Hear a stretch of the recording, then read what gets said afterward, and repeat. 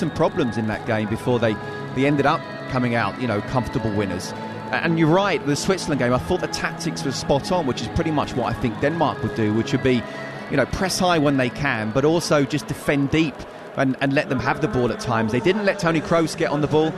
I thought they negated him really, really well. So look, I think Nagelsmann would have perhaps looked at that and said to the lads, okay, that's going to put us in our place a little bit. I think it would have tempered what was a German public that at the start of the tournament were thinking, well, we're not going to get anywhere near winning this tournament. So suddenly we got a chance to actually, okay, we're somewhere in the middle now. But the bottom line is they're up against a Danish side that haven't won a game yet, but can make things very difficult, as we saw against England. So while they're a very sort of physical side, especially with their back three as well, they do have quality, obviously, with Christian Eriksen, but I think the quality of like Musiala and Gundogan and Wirtz as well, it'd be interesting to see whether he goes with Havertz or Füllkrug up front. But I think Germany should have enough to be a physical, a competitive, but a side lacking the quality that Germany have. Well, Nigel, you've been covering Denmark throughout this tournament, and it's interesting that Scott mentioned that they really frustrated England, and it was easy as an England fan to look at it as a poor England performance, but actually Denmark did well to frustrate them and saw a lot of the ball in that game and played the better football. Do you think they can do the same against Germany? I think it will be tough, and I think it's significant, just going back to Germany, that the first time they played a really decent team in Switzerland, they didn't have things all their own way after two poor sides, let's be honest, in Scotland and Hungary at that time of the tournament, and of course both those teams have gone home early. As for Denmark, I was quite frustrated with them watching them against Serbia on TalkSport 2 on Tuesday night, because I know they only needed a point realistically, but it was a dreadful game. Serbia played their part, that they were terrible, but I don't think Denmark really show the quality that they have, and I think they have got quality. They've got a striker, Højlund, who scored 7 times in qualification, of course had a very good end to the season with Manchester United. Christian Eriksen, of course, wasn't a regular starter for Manchester United this season, but he remains the main man for Denmark, and I don't think we've seen the best of Denmark so far. I think they've been good as the underdog, as they were against England, but in the opening game against Slovenia, they'll have been disappointed to have dropped points late in that match, although Slovenia played well. And then the Serbia game, it was all about getting the job done, rather like Italy against Croatia. So I think it's a tricky game for Denmark tonight, but also for Germany. I think as the host nation, I think they're still looking to regain some momentum, but it's a good opportunity for them. I think they'll be rather glad it's not Germany against Italy, because even though we're seeing a much changed Italian team out of form, I'm sure they'd rather be playing Denmark at this stage than maybe the Italians. Well, Scott, I just want to pick up on that point that Nigel made there, that when Germany did come up against more of a test in Switzerland, that's the game that they found the most difficult. They're on that difficult side of the draw. If they do manage to get past Denmark, it's likely they'll face Spain. Does being the host nation help them, though, in this scenario? Can you see them using that energy from each crowd to help them get to those latter stages of the tournament? Yes, I can. I think if players weren't mentally strong enough, then the pressure can break them. But I do think these German players are strong enough. But I'm not in any way sort of excusing, and it seems a really strange thing to say, but they'd already qualified. So even if they'd just come off it mentally just 5%, come up against a very good Switzerland side where suddenly the tactics are not quite happening. They've scored the first goal and they had a lot of possession, but it didn't really test Jan Sommer enough. And it's not like a tap. You can't just switch it on and off. I think they'll be at it from the word go in this particular game, and I think Denmark will make it difficult. I think it may well be time before Germany break them down, but if they play with the passion and intensity that they did certainly in the first game, and again, it wasn't a great Scotland side, we have to say, but still, everything they did was absolutely superb, and if they play like that, I do think they will beat the Danes. But this Denmark side, they love being the underdogs, as Nigel has said. They absolutely love it. They've got nothing to lose. They're up against Germany. So if they lose, then so be it. They will make life as difficult as possible. I just think Germany have too much quality, but if they do play Spain, wow, that's going to be a heck of a game. And at this moment in time, you'd probably fancy Spain, but again, it depends on how the round of 16s go in terms of performance that might well change. Each game from now on in, Ollie, is just a complete individual game by itself. Yeah, so exciting. As you mentioned it there, I mean, that just makes you salivate, doesn't it? A game like that, Germany against Spain, a potential quarter-final. All these games live on TalkSport as well. That was a look ahead to Germany against Denmark. Thanks to Carling, 18+. Please drink responsibly. Euro Game Day Roundup on TalkSport with Carling, the UK's #1 lager. 18+, always drink responsibly. Not long till kick-off in the Euros between Switzerland and Italy, the start of the knockout stages. But let's check in on the cricket. It's the T20 World Cup final in Barbados, India against South Africa. John Norman, how's it looking? Yeah, this is the ultimate knockout stage, a final. South Africa against India, who won the toss and are 128 for 4, start the 17th. Kohli's still there, going at a run of ball. He's playing the anchor role. Dubé is in, 10 balls faced, 16 runs scored. The last wicket to fall, that of Axar Patel, brilliantly run out from Quinton de Kock at the non-striker's end. He went for 47. The game in the balance in Bridgetown, 129 for 4 India. John, thank you. Now let's look ahead at the latest odds ahead of today's action with William Hill. In the Zone on TalkSport with William Hill. Prepare for greatness with William Hill. 18+, gambleaware.org. Lee Phelps from William Hill is here. Lee, very good afternoon to you. Let's start with this game then, shall we? Switzerland against Italy. Who are the favourites? Well, it's very tight, but Italy just 17-10. The draw next at 15-8, and then Switzerland at 2-1. But Switzerland have been backed in from 12-5 into 2-1. There's a bit of money coming in for them. And I've just been listening to you guys, and it's perfect preview of the game, really. You know, it's a tight one, isn't it? But the neutrals really do seem to be favouring Switzerland here. I think it's because they're so dogged in a sense that they seldom lose these types of games. But then you could say the same about Italy, really, couldn't you? So I'm half expecting a draw and extra time and penalties. I mean, you can bet on penalties, obviously, yeah, and extra time if you want to go that way. Look, I think the draw, it sounds pretty boring because it feels like you're sitting on the fence a little bit, but you can just see this game maybe going that way. I've looked at one of our bet builders. Well, I've gone for the draw in the bet builder. I've gone for Embolo to have over one shot, not on target, just over one shot. And Chiesa, who I'm always impressed with. I love the way he bursts forward. To have over one shot as well. Again, not on target, just over one shot on goal. And Granit Xhaka to be booked. He's had 2 yellow cards in 5 games for Switzerland in this run. 2 in the one in the friendlies and 1 in the with William Hill customers. Is this enhanced odds one? It's Xhaka to be carded, Switzerland to win, and both teams to score in the 90 minutes. That's been pushed out from 17s to 22-1, and that's proving really popular. I think whenever you put Xhaka to be carded, people go, yeah, I like that. Lee Phelps, thank you very much indeed. That was a look at the latest odds thanks to William Hill. Terms and conditions apply. 18+, begambleaware.org. In the Zone on TalkSport with William Hill. Prepare for greatness with William Hill. 18+, gambleaware.org.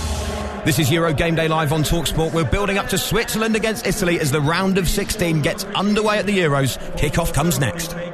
Echo, Echo, Echo. Ego, ça change la vie. En ce moment, jusqu'à 6 électros offerts pour votre nouvelle cuisine. Et ça aussi, ça change la vie. Voir conditions en magasin. Euro Game Day live on TalkSport with Burger King, official providers of food fulfillment. That warm, fuzzy feeling of total food satisfaction. Order your Burger King delivery now. This Euros, The Sun is bringing you all the gossip, goals and giants of the game. Get insights and analysis from Harry, should have been England manager, Redknapp, Jack, the maestro, Wilshere, Gordon, no nonsense, Strachan, and Jurgen, the winner, Klinsmann. You won't want to miss it. Don't miss out, only in The Sun. Settle down for a night of crime. Witness a heist. Follow a car chase. Eat too much popcorn. Meet a mafia boss. Join in on a bank robbery. Think about making a cup of tea. Be too comfortable to get up. For less.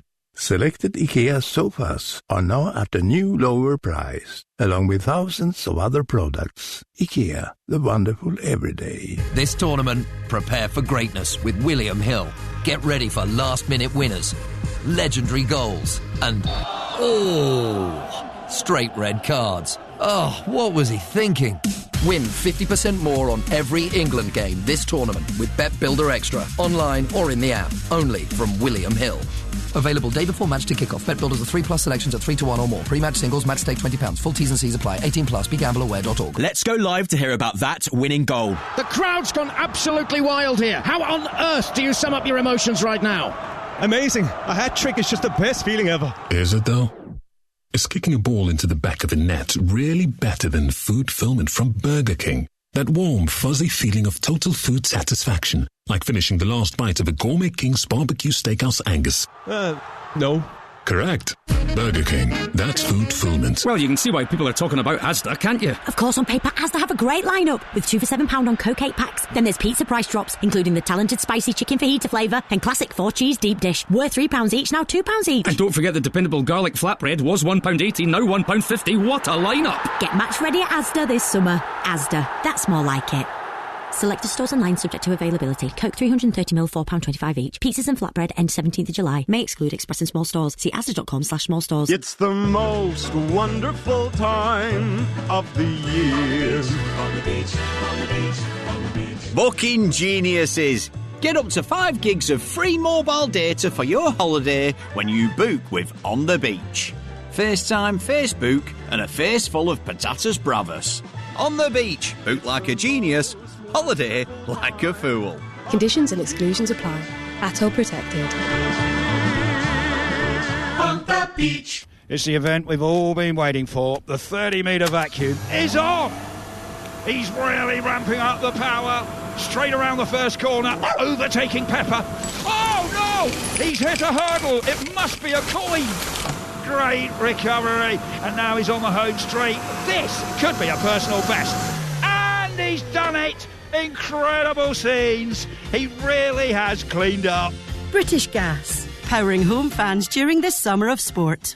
Euro Game Day Live on TalkSport with Carling, the UK's #1 lager. 18+, always drink responsibly. TalkSport. Energising ball-by-ball, kick-by-kick coverage of the biggest tournament in European football. It is game on. Euro Game Day Live on TalkSport. Achtung, baby. Good afternoon, I'm Ollie Klink. This is Euro Game Day Live on TalkSport, presented by Burger King. Bring home the ultimate food satisfaction.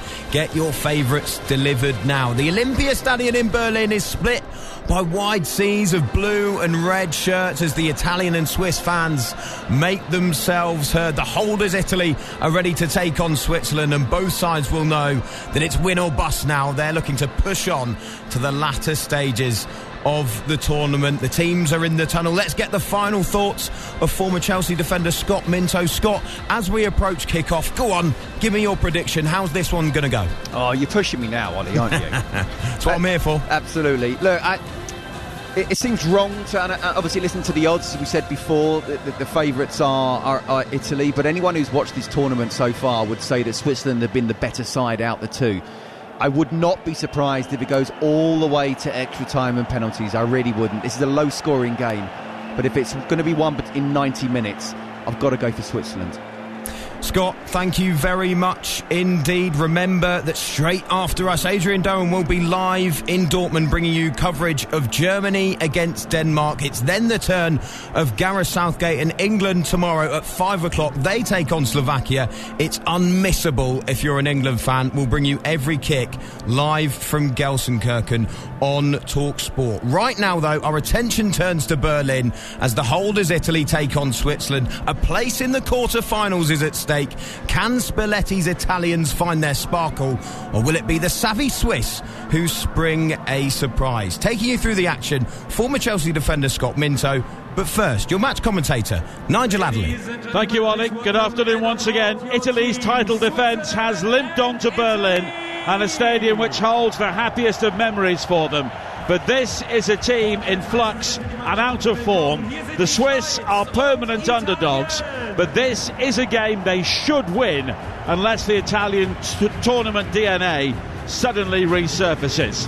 It is a perfect scene inside the Olympiastadion. A warm, sunny Saturday afternoon. The stadium is packed. The red of Switzerland, the blue of the Italians. And we are about to see the first knockout game at the UEFA Euro 2024.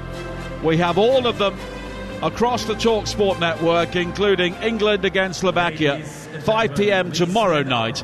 But before the action gets underway here today, we will pause for the national anthems.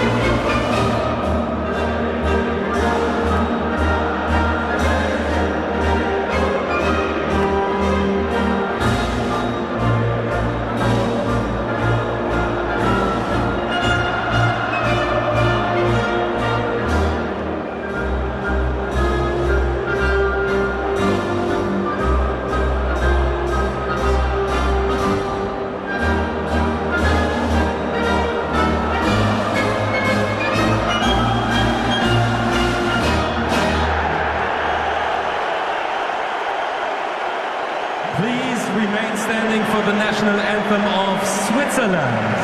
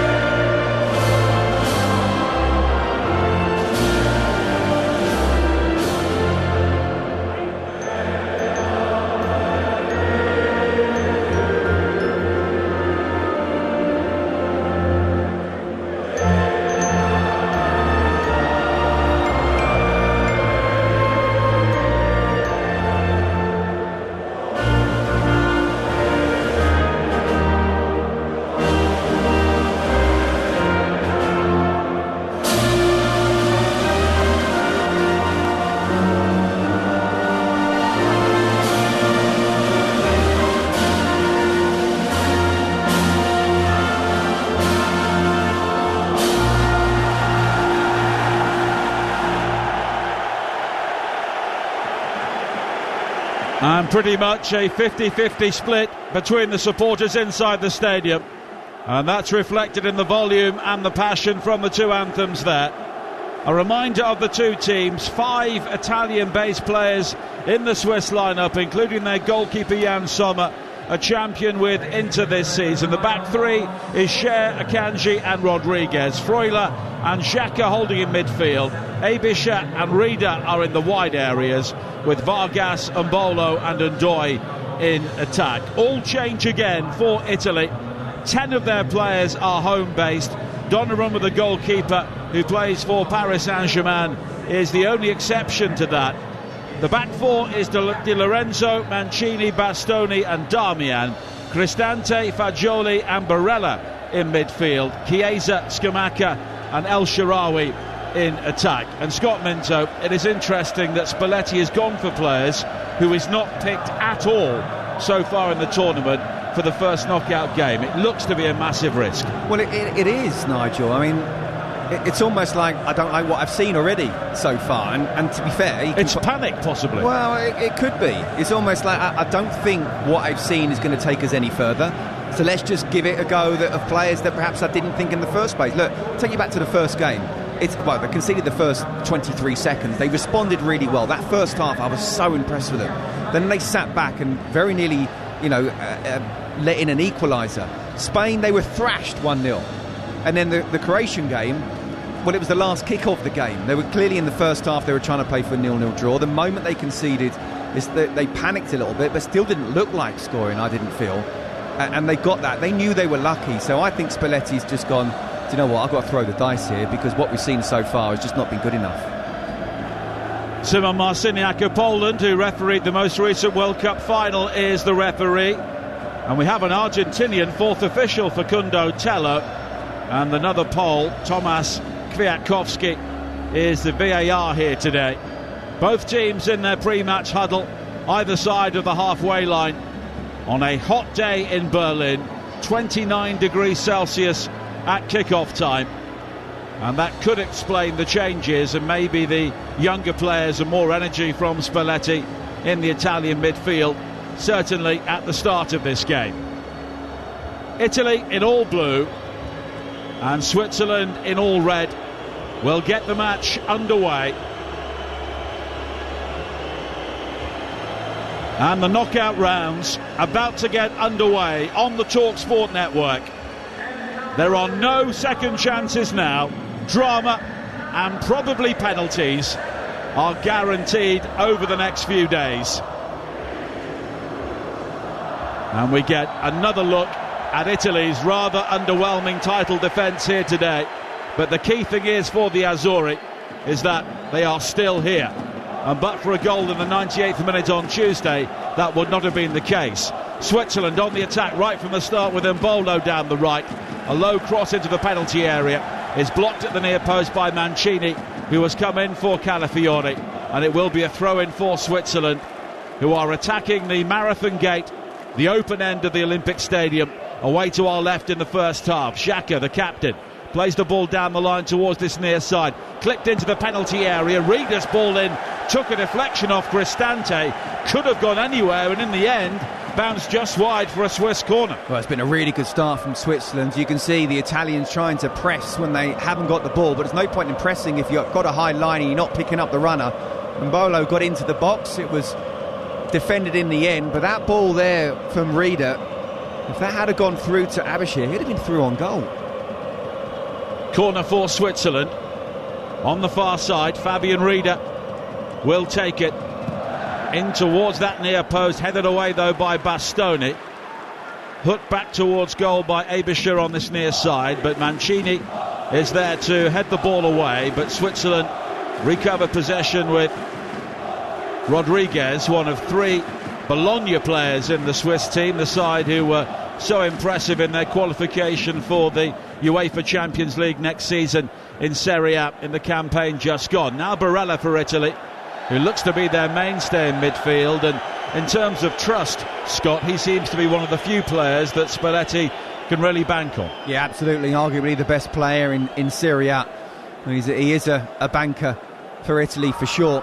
And while Switzerland have started the better just in the first couple of minutes, you can see what the Italians are trying to do, and Spalletti, and why perhaps he's picked a more younger, fresher side, because they are running around chasing, almost playing a man-to-man basis. At the moment it's kind of a mid-block, but up until now it's been trying to break them down and chase and get them to go long.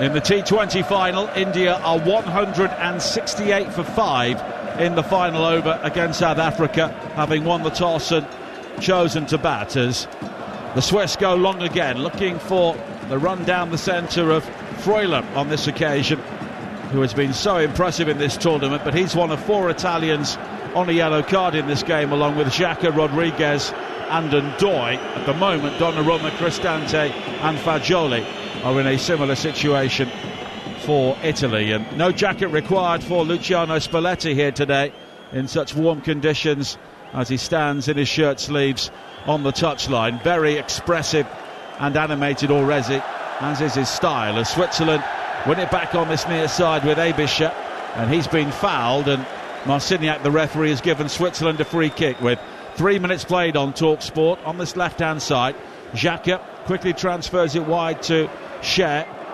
and now Ndoye down the right into Mbolo, who tries to hold the ball up, but Barella comes away with it. The clearance downfield, though, wasn't convincing from Darmian. Xhaka wins it back. Abisher wide towards this near side, and Ruben Vargas down the Swiss left. He comes in field onto the right foot again. Back to Xhaka, and here is Rodriguez. And now Vargas looking to take on Di Lorenzo for pace. The crossing was a good one into the 6-yard area, headed away by a stooping Bastoni, but the Swiss on top in the opening moments. Absolutely. Di Lorenzo has had a tough Euros already, certainly against Spain, but also against Croatia. You can see Vargas fancies his chances, and Bolo's put his hands to his head thinking, why didn't I go in there? Great cross. Rodriguez on this near side, rather sold Vargas short, but it squirts into the path of Freuler, and Brolo goes down inside the penalty area. The challenge from Mancini, penalty appeals are waved away, and El Shaarawy tries to break down the left-hand side. Back in the team at the age of 31, the Roman midfielder. Only his 32nd appearance in an international career, now stretched over 12 years. He's had his injuries, but he's also been in and out of the Italian squad. But at the moment, everybody seems to be in and out of this Italian squad. Well, Spalletti's not been in charge for a year yet, and I think he's still getting to know what his best team is. And look, 2 of the changes were enforced, one being suspended, one an injury, but still to make 4 more changes on top of that in a round of 16 game, I think it tells you exactly he doesn't really know what his best 11 is. 5 minutes played, Switzerland 0, Italy 0 in the opening game of the round of 16 at UEFA Euro 2024. Live on TalkSport, we have the host nation Germany against Denmark, live from Dortmund, and our coverage will begin at 7 o'clock on TalkSport with Adrian Durham, Ian Danta and Darren Bent, assuming this game finishes in 90 minutes. Of course, we must have a winner here today, with extra time and penalties a possibility, and on the basis of the way these teams have shaped up so far, a real possibility. I was just about to say, we cannot assume this game is going to be over in 90 minutes. And at the moment, we fancy Switzerland before the game. They've certainly started the better, but it's 0-0. Who can unlock the defences? El Shaarawy now tries to cross into the penalty area after a mistake on the far side from Ndoye, but in the end, El Shaarawy fouling Ndoye after he'd originally miskicked the cross with Scamacca in a good position, and it's a free kick for Switzerland. Yeah, but at least it's the first time they've actually got into Switzerland's final third. At the moment, they've been very much on the back foot, and they've had the ball and not been able to keep it. And Switzerland at the moment just controlling the tempo. If Italy try and press high, then the ball goes over the top. If not, they play through the midfield, and Granit Xhaka getting on the ball as much as possible. And Switzerland coming forward again, midway inside their own half, attacking the goal away to our left. And here is Ricardo Rodriguez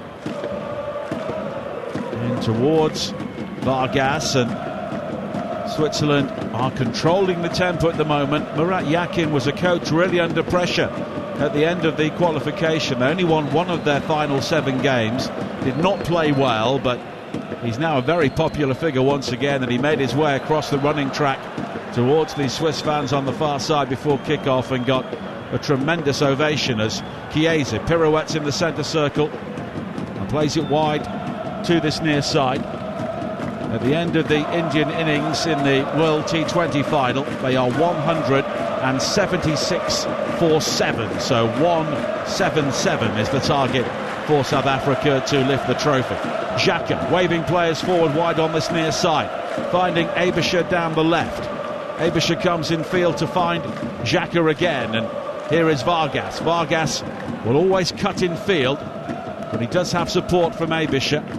And here is Rodriguez once again. The Italians very deep. Every blue shirt back behind the ball, within 25 yards of their own goal at the moment.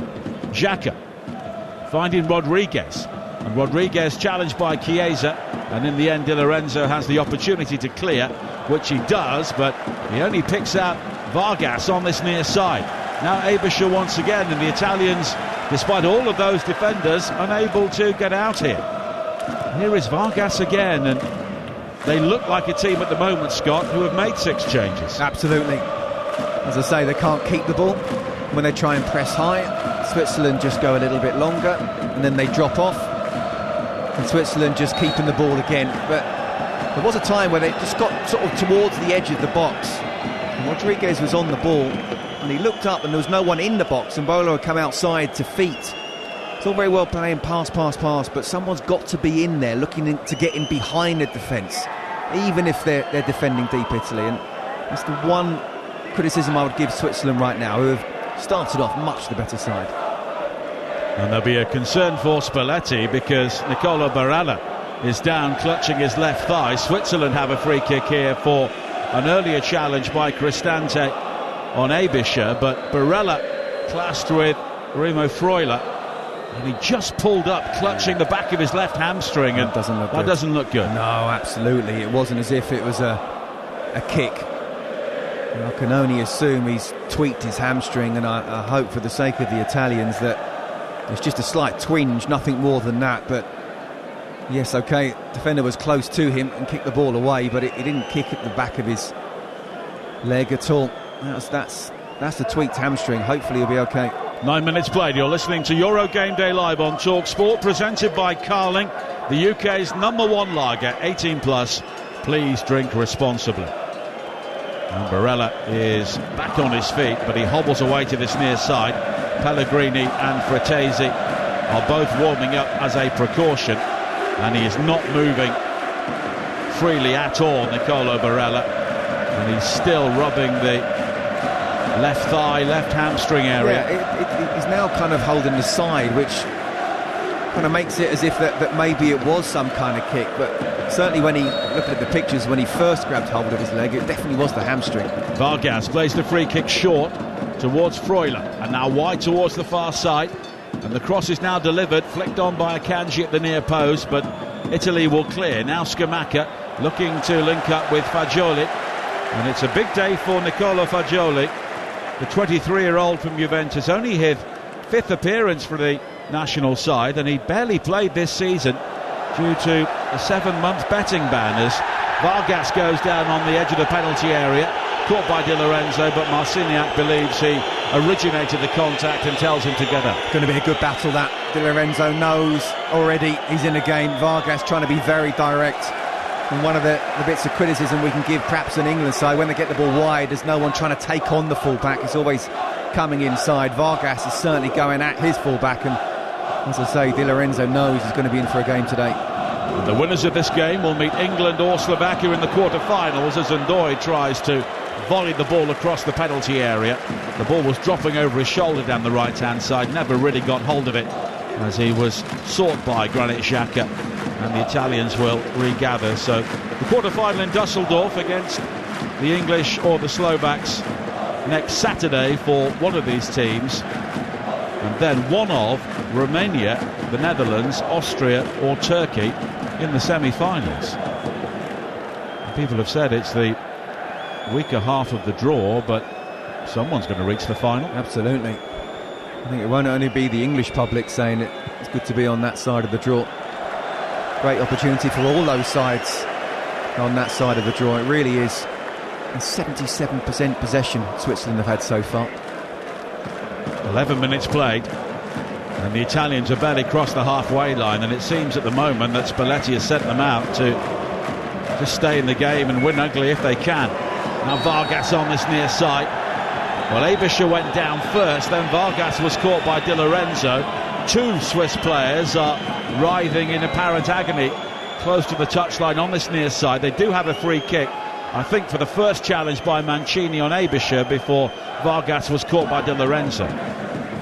Yeah, and I think the first one was a little bit innocuous. And the second one, again, it's a fullback trying to get close to his winger, who knows that once his winger gets into his stride, he's got the better of him. One thing you don't want to do as a fullback, when you know the winger actually knows within the first couple of minutes that Vargas is quicker than him, you don't want him to get a run at him. Murat Yakin, the Swiss coach, out towards the edge of his technical area to check on the health of 2 of his players. And he played against England for Switzerland back in Euro 2004 in Coimbra, when Wayne Rooney ran the show in a 3-0 victory for the Three Lions. Aebischer over the free kick here. Swung in with the right foot high to the far post, and it's meat and drink for Gianluigi Donnarumma. No, that's poor from Aebischer, and he's better than that. As I say, I did the first game where I thought he was excellent, especially in the first half. Assist and a goal.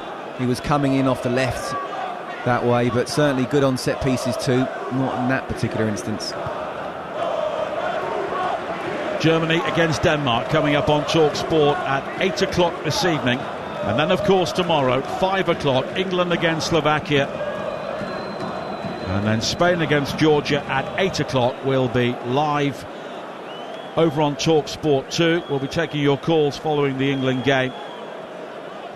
And you can also have your say with Adam Cattrall and Jermaine Pennant on the Weekend Sports Bar following the matches today. And then tomorrow, the build-up throughout the day, Euro Game Day Live with Jeff Stelling and Gabby Agbon-Lahore from 1 o'clock, and then Adrian Durham and the team from 4 o'clock inside the stadium. And then Jamie O'Hara and Jason Cundy will be taking your calls all the way through until 11 o'clock tomorrow evening. 14 minutes played. Once again, the Swiss have a player down here, and it has been a rather punctuated start to the game. Granit Xhaka, the player who is currently receiving some treatment. Well, now he's on his feet again, but it wasn't good. He was under pressure from Chiesa, played the ball out and went straight down. So again, from the Swiss point of view, hopefully he'll be okay. But Italy at the moment just can't keep the ball. Whenever Switzerland decide to press, they give the ball away completely. Every game from the round of 16 on the TalkSport network. To mark your card on Monday at 5, what a game. France against Belgium, and then Portugal against Slovenia at 8. Both those games on TalkSport. Same story on Tuesday. We'll have Romania against the Netherlands, and then Austria against Turkey, which is in the portion of the draw also occupied by England. Now Chiesa on this near side for Italy, down the right, back to Di Lorenzo. Fagioli, good ball forward from him down the right, picking out Cristante. The low ball in is blocked at the near post by Rodriguez, but Italy's first piece of constructive football in the game, with 15 minutes played, results in their first corner. Yeah, and that's the problem with having Abashir as a wing-back. I mean, he's playing on the left at that particular moment. And Cristante made a really good run inside, but Rodriguez, with all the experience he's got, read the situation and stopped the cross developing. Italian corner, Fagioli will take it. And he's been picked today due to his energy to deal with the heat, according to Spalletti. And the outswinger from him is high. Volley back across the face of goal by El Shaarawy, but into the ground and headed away by Scher. And the Italians will go all the way back to the halfway line, and the former Manchester United defender Matteo Darmian. Now Fagioli again. All change in the Italian midfield and their attacking ranks today after that match against Croatia. Had they not scored Zaccagni in the 98th minute, they would have gone out at the end of the group stage. Now Chiesa on this near side, traces onto a long diagonal ball forward, but it just runs out of play, and it will be a goal kick for Switzerland. That's unlucky though. Just in the last minute or so, Fagioli's gotten the ball, he was pressed, but he turned the Swiss midfielder very well indeed and kept the play going. That's what they need to do. And then he just tried it was a Hollywood 50-yard crossfield pass. It nearly came off with Chiesa, not quite able to keep it in, but at least Italy are keeping the ball a little bit more now. 17 minutes played, 0-0. Very clever dummy from Mbolo, releasing Vargas, and now down the centre once again on this near side. There's an opportunity for Rida. Mbolo tries to curl the ball into the penalty area, not quite sure what he was trying to do there, and it's claimed by Donnarumma. And the Italians are quickly breaking forward now with El Shaarawy down their left. 3 red shirts around him, one of them Xhaka, takes him out, and it will be a free kick. Xhaka is on a yellow card, and he'll be looking here at Marcini, at the referee, to see what he does. Oh, it's a foul. I don't think it's a yellow card. He's kind of just stood his ground as El Shaarawy comes inside. Definite foul. And Mbolo should have done so much better. I don't know what he was trying, as you just said. A really poor cross from Ndoye at the far post. You either have a shot there, or he's got to put that much further out. And Italy, to be fair, counter-attacked very, very quickly, and now got a free kick in a dangerous position.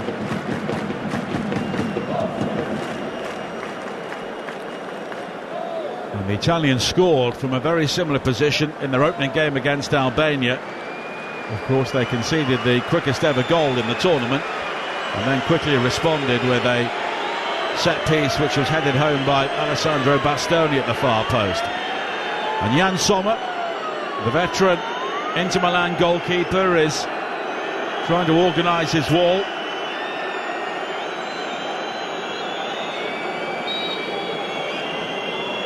And Fagioli and Barella are over the free kick here for Italy. And it's flighted high, and Di Lorenzo with a great chance He wasn't spotted. He peeled off the back of the wall. He was onside, and an air shot 8 yards out with the goal at his mercy. Well, with the greatest of respect, and he was probably offside actually as well, I don't believe that was done in the training ground, because, and I'm not being in the fullback union here, you don't put a fullback who's right-footed for a left-foot volley coming over your shoulder. It was great movement, I have to say. Switzerland can turn around and say, well, look, we held our line and it would have been offside, because we can clearly see he was half a yard offside, but that will definitely give the Italians a bit more confidence. And it does suggest the Italians are rather playing off the cuff here. I think that's a really good point. As I say, there's no way that was practice. You don't put a fullback there on his wrong foot. Maybe a striker, yes, but there's a great little dink over the top, and Switzerland were asleep, but the fact that they held their line, it would have been offside, but really good movement from Di Lorenzo. The South African innings is underway in the World T20 final, and they are one without loss, needing 177 to beat India, having lost the toss and being asked to bowl. As Sommer, wearing all yellow, the Swiss goalkeeper away to our right, plays it short to Manuel Akanji of Manchester City. And he's got plenty of time to pick out Xhaka. No blue shirts anywhere near him. Every time Switzerland have the ball, the Italians retreat en masse into their own half. But then the Italians have got to tell Scamacca to drop off as well, because he just ran 10-20 yards to close down. They passed around him. Now Mbolo on the edge of the penalty area, plays it square to Abisha. Almost back in field towards Mbolo again, but Darmian will clear. Rodriguez with the ponytail on this near side. 20 minutes played on Talk Sport in the round of 16 at Euro 2024. It is Switzerland 0, Italy 0. Ndoye now down the right, cuts in field, finds Freuler. And Freuler's got support wide on the right-hand side, but Switzerland here just happy to work the Italians, move the ball around in the heat, and get their opponents doing some chasing, but in the end it goes all the way back to Jan Sommer. And do you know what? It's not bad tactics from Switzerland. Don't force it. It is very hot. Get them running around. Okay, they're young, they're fresh, but they might not be fully match fit if they haven't played a lot of games in this tournament, so therefore just keep the ball. It's a 90-minute, perhaps even 120-minute game. Switzerland finds space again on this near side. Abisha picking out Vargas down the left. He's looking to high step into the penalty area. Back to Xhaka, 25 yards out. Low in towards Abisha. No real room. He tries to work it wide towards this near side. Rieder in the end tries to pick out Abisha, but it was all a bit too narrow for the Swiss, and it's gone behind for a goal kick. Do you know what? It was really tight, and there were a lot of Italians in there, but I'm looking at Mbolo, and he's just standing there. He's not really trying to help. He's got to be able to read the situation. Abisha's got the ball in a tight situation. His touch is decent, so he's looking for that pass. It may be a wall pass, or it may be a little pass through, but there's no movement from the striker at all. Both these teams finished second in their group, but in very different circumstances. The Swiss beat Hungary 3-1 in their first game, and then draws against Scotland and Germany, but they were denied top spot by Niklas Füllkrug in the 92nd minute in their match with the host nation, so they would have been playing Denmark in Dortmund tonight. And Italy, of course, runners-up in rather chaotic fashion in Group B, beat Albania 2-1, having conceded the quickest ever goal in the Euros, were absolutely schooled by the Spanish, hammered 1-0, as Scott said before kick-off, and then that draw against Croatia with the equaliser with the final kick of the game. Freuler coming forward now for Switzerland, tries to find Mbolo, but it was well read by Bastoni, and Italy will clear. And now Chiesa on to Scamacca. Scamacca, though, with a dreadful crossfield ball straight to Ndoye, and Switzerland have the ball back. They can't keep it, can they, the Italians, at the moment? And after just a couple of minutes of getting the ball down the other end, again we're going back to how this game has started. Switzerland dominating, waiting to see if Italy press.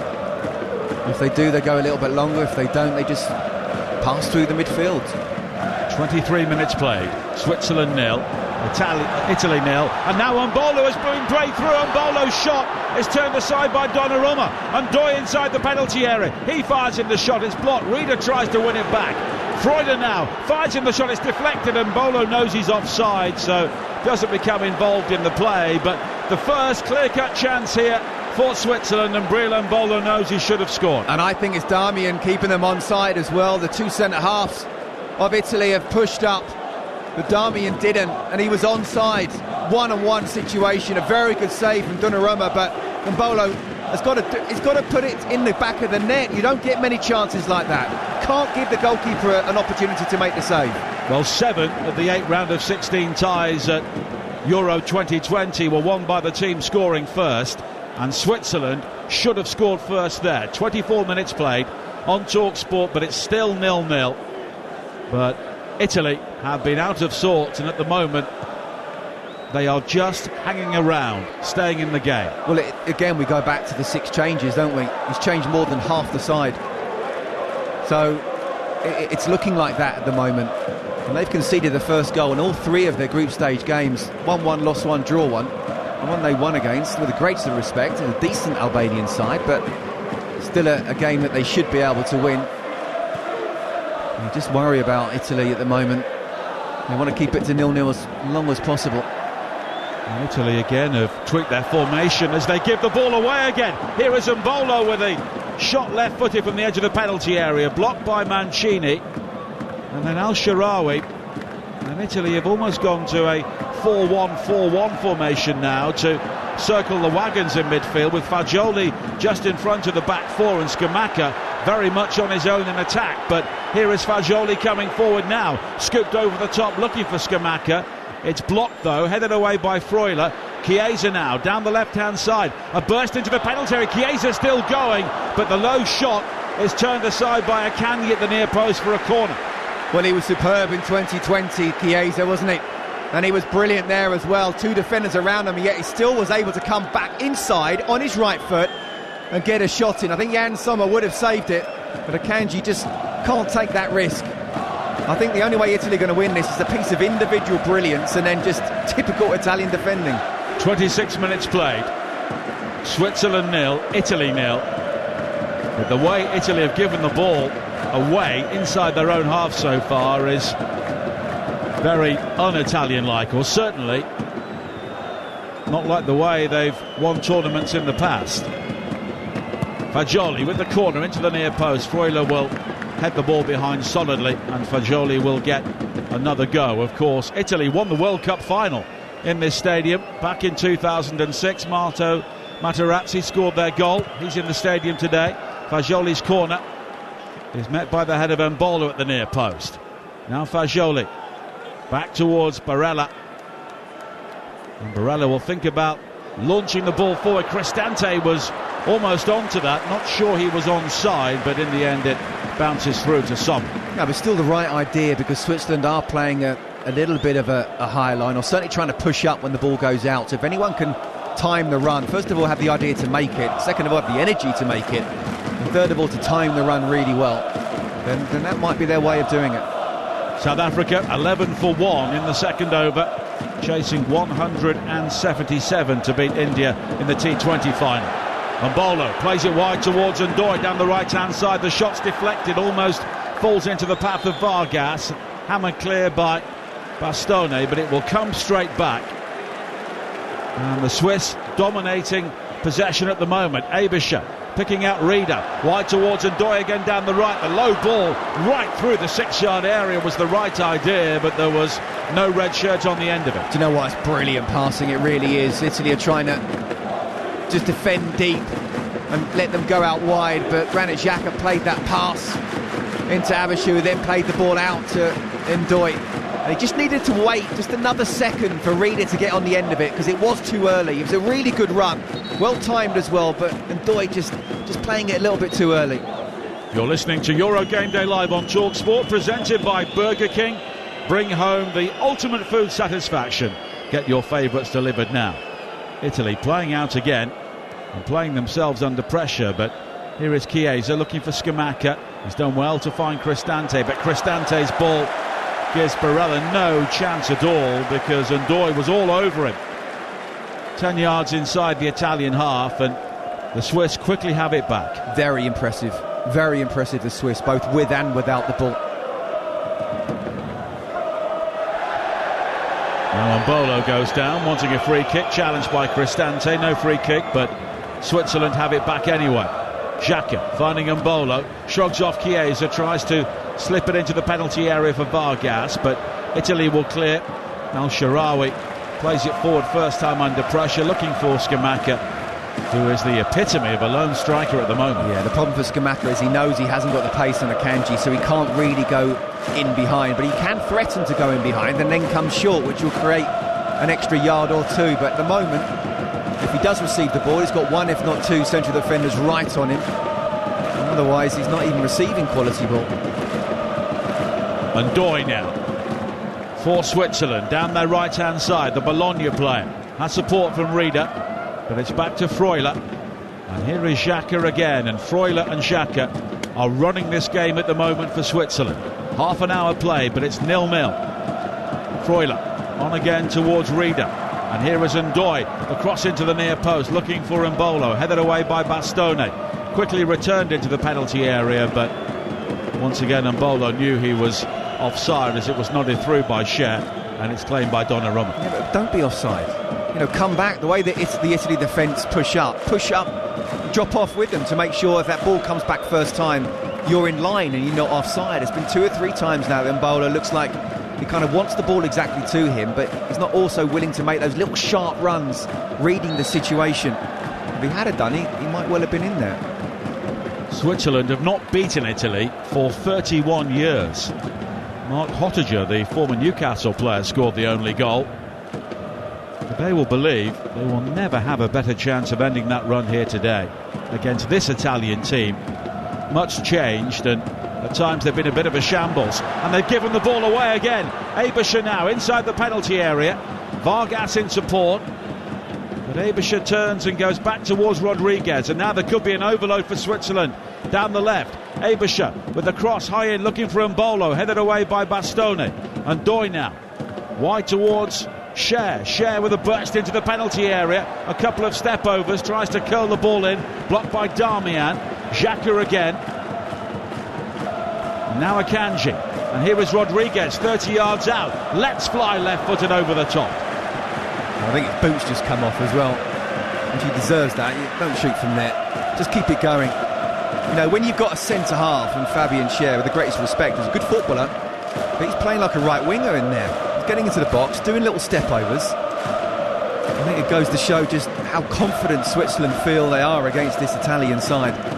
They do with the goal, though, just to get that dominance showing on the score sheet. As I say, all the time it's 0-0. Italy will turn around and say, well, we're still very much in this game. Italy did beat Switzerland 3-0 in Rome in the previous Euros. But since then, the Swiss held the Italians to 2 draws in World Cup qualifying when Jorginho missed penalties in both games, and of course Switzerland won their group. Italy went into the playoffs and were beaten by North Macedonia. Now Aebischer on towards Mbolo, looking to roll his man on the edge of the penalty area, but Di Lorenzo does well to play it back towards Donnarumma, who clears.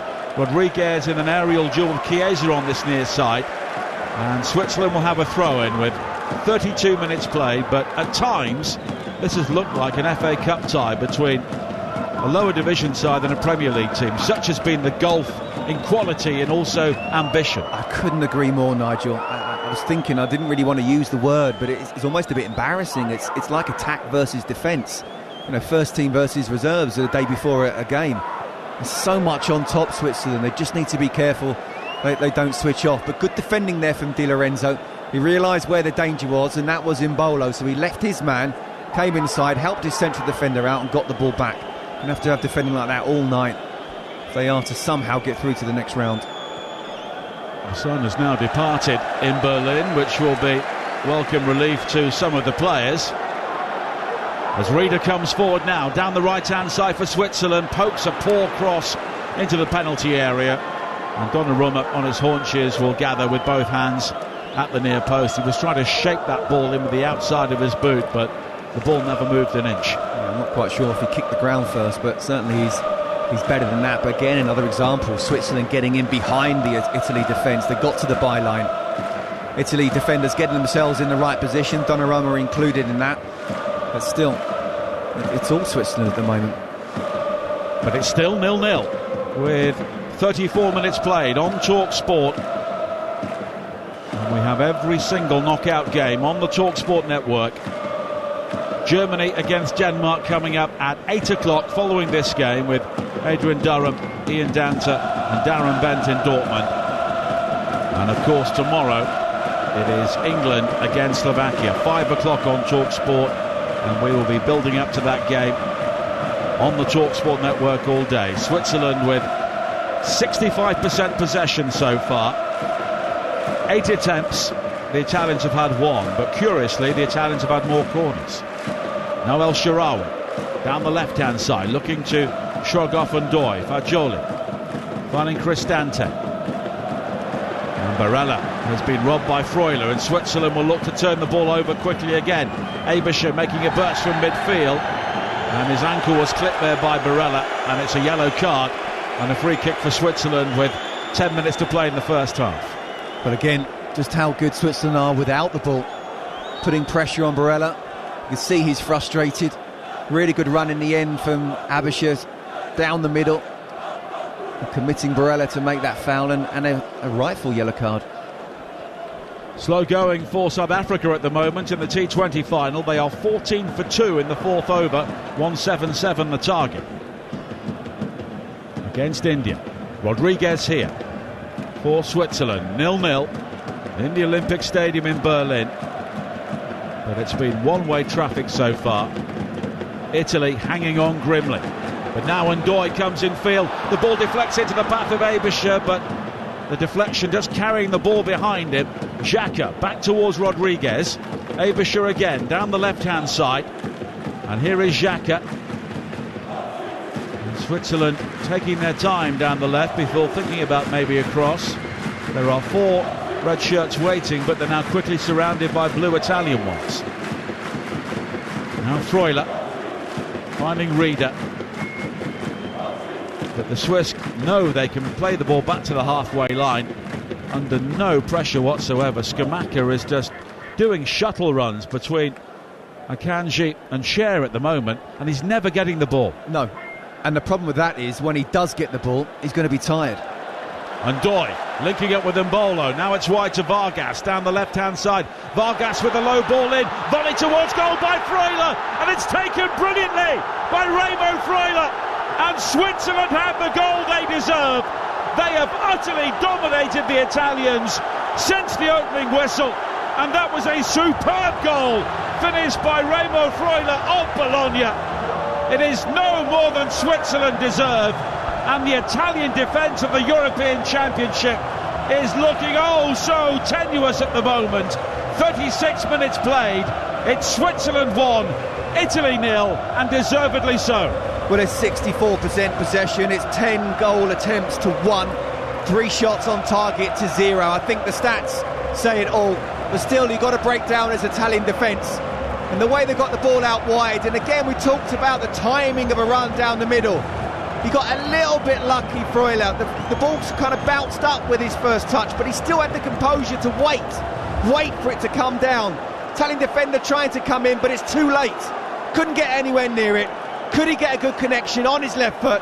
Absolutely he did. Past Donnarumma, who's been superb in the tournament so far, but not even he could stop that shot. Switzerland, as you say, Nige, so deserved to be a goal up. They've dominated Italy. And there was a slight deflection on the shot from Mancini as he lunged it at the near post, and Donnarumma got something on it, but he was slightly wrong-footed by that. But in the end, they were just undone by the build-up play.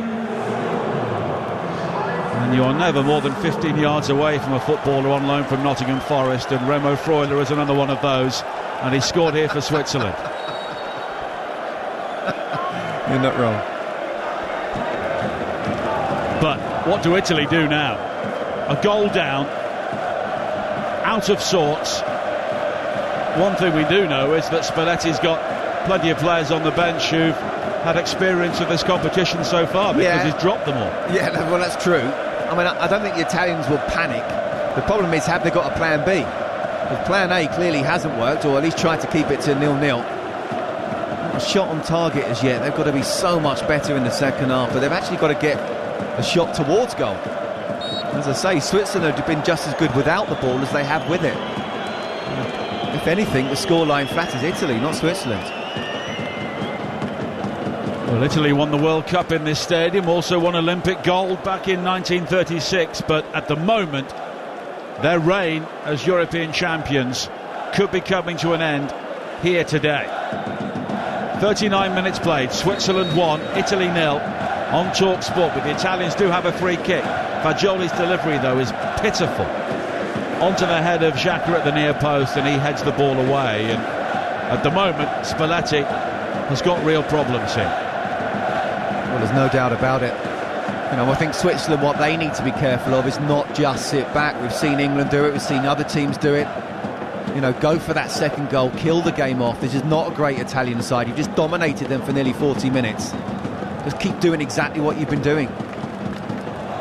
Well, Spalletti, the oldest ever Italian coach at the European Championships, must be feeling every single one of those 65 years at the moment, because he's made some bold calls, he's made the changes, and his team have been utterly overrun in the first half so far. Look, I don't blame Spalletti at all. We know he's a class manager. What he did with Napoli was nothing short of sensational. But he had a settled team there, didn't he? Well, absolutely. You know, and obviously what happened with Roberto Mancini, and suddenly he came in. You know, this is not an Italian side with full of quality. You know, you talked about the Twin Towers they had in 2020. Well, those two have gone. Verratti also. Still, it's the striking problem that's the problem. There's no quality striker. 4.5 minutes to play in the first half. Switzerland 1, Italy 0 on TalkSport in Berlin. Darmian for Italy down the left-hand side. Switzerland have not beaten the Italians for 11 games, but at the moment it is difficult to look beyond them as being the first quarter-finalists and potential opponents for England should they beat Slovakia, live on TalkSport tomorrow.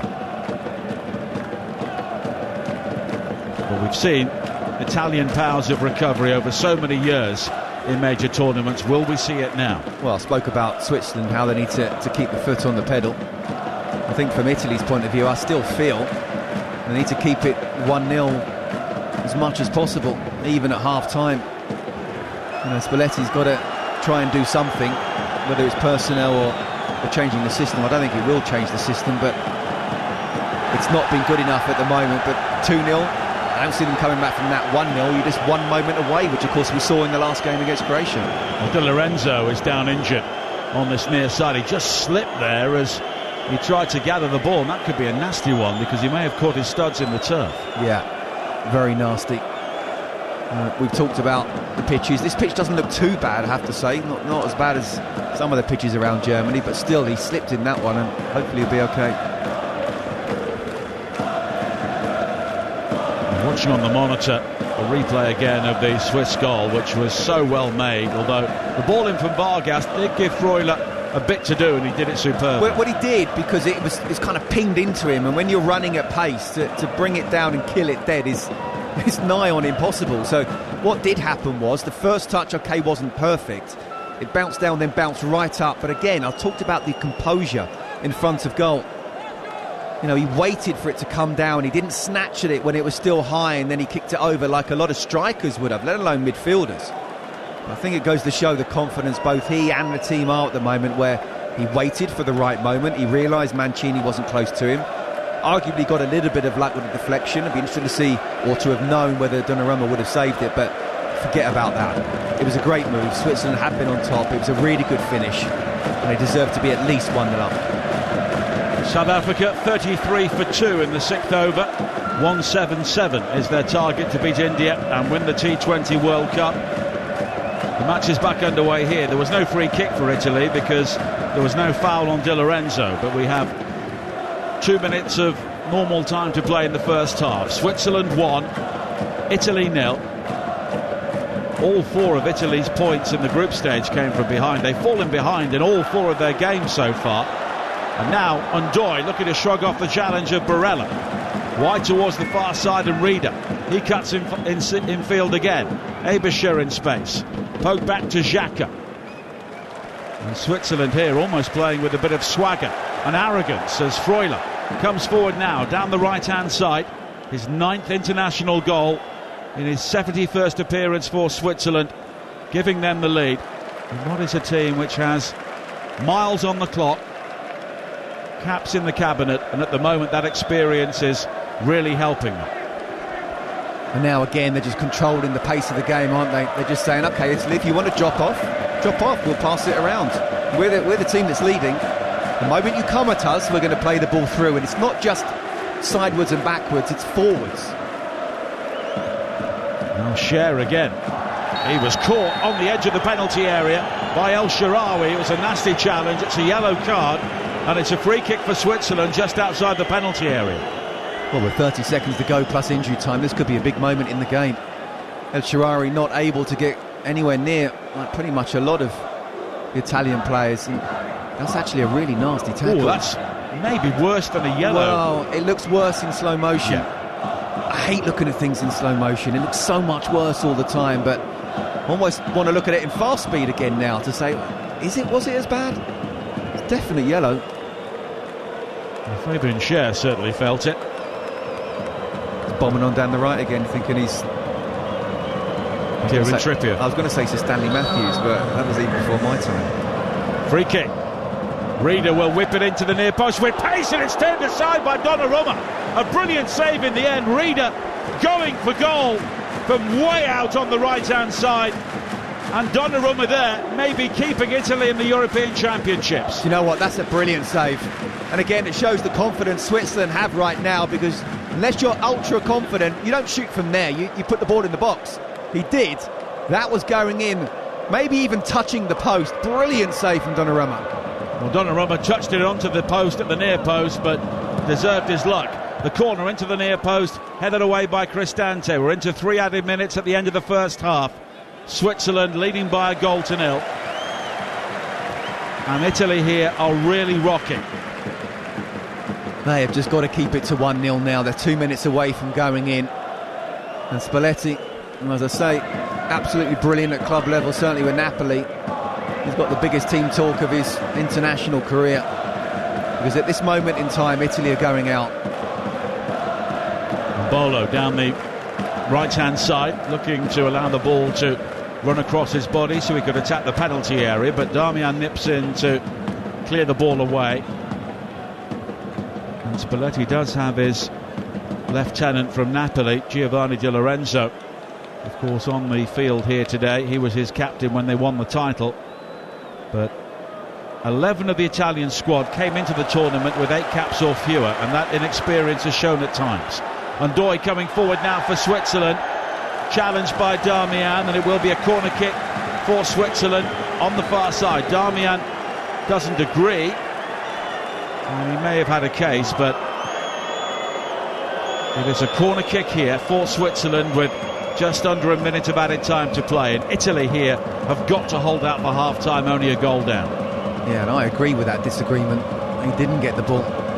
So Italy will be livid if this goes in, but still, you're in this position, defend it properly. The corner, high to the far post, and Cher peeling away, tried to nod it back into the 6-yard box, but in the end, Ndoye was involved with Donnarumma, and there was some chatter there off the ball, which wasn't entirely friendly, because Ndoye was shoving over Donnarumma. Oh, come on, get up. It's what, 6'4", 6'5", and Ndoye's hardly done anything. He's not even pushed him. The referee's bought that one.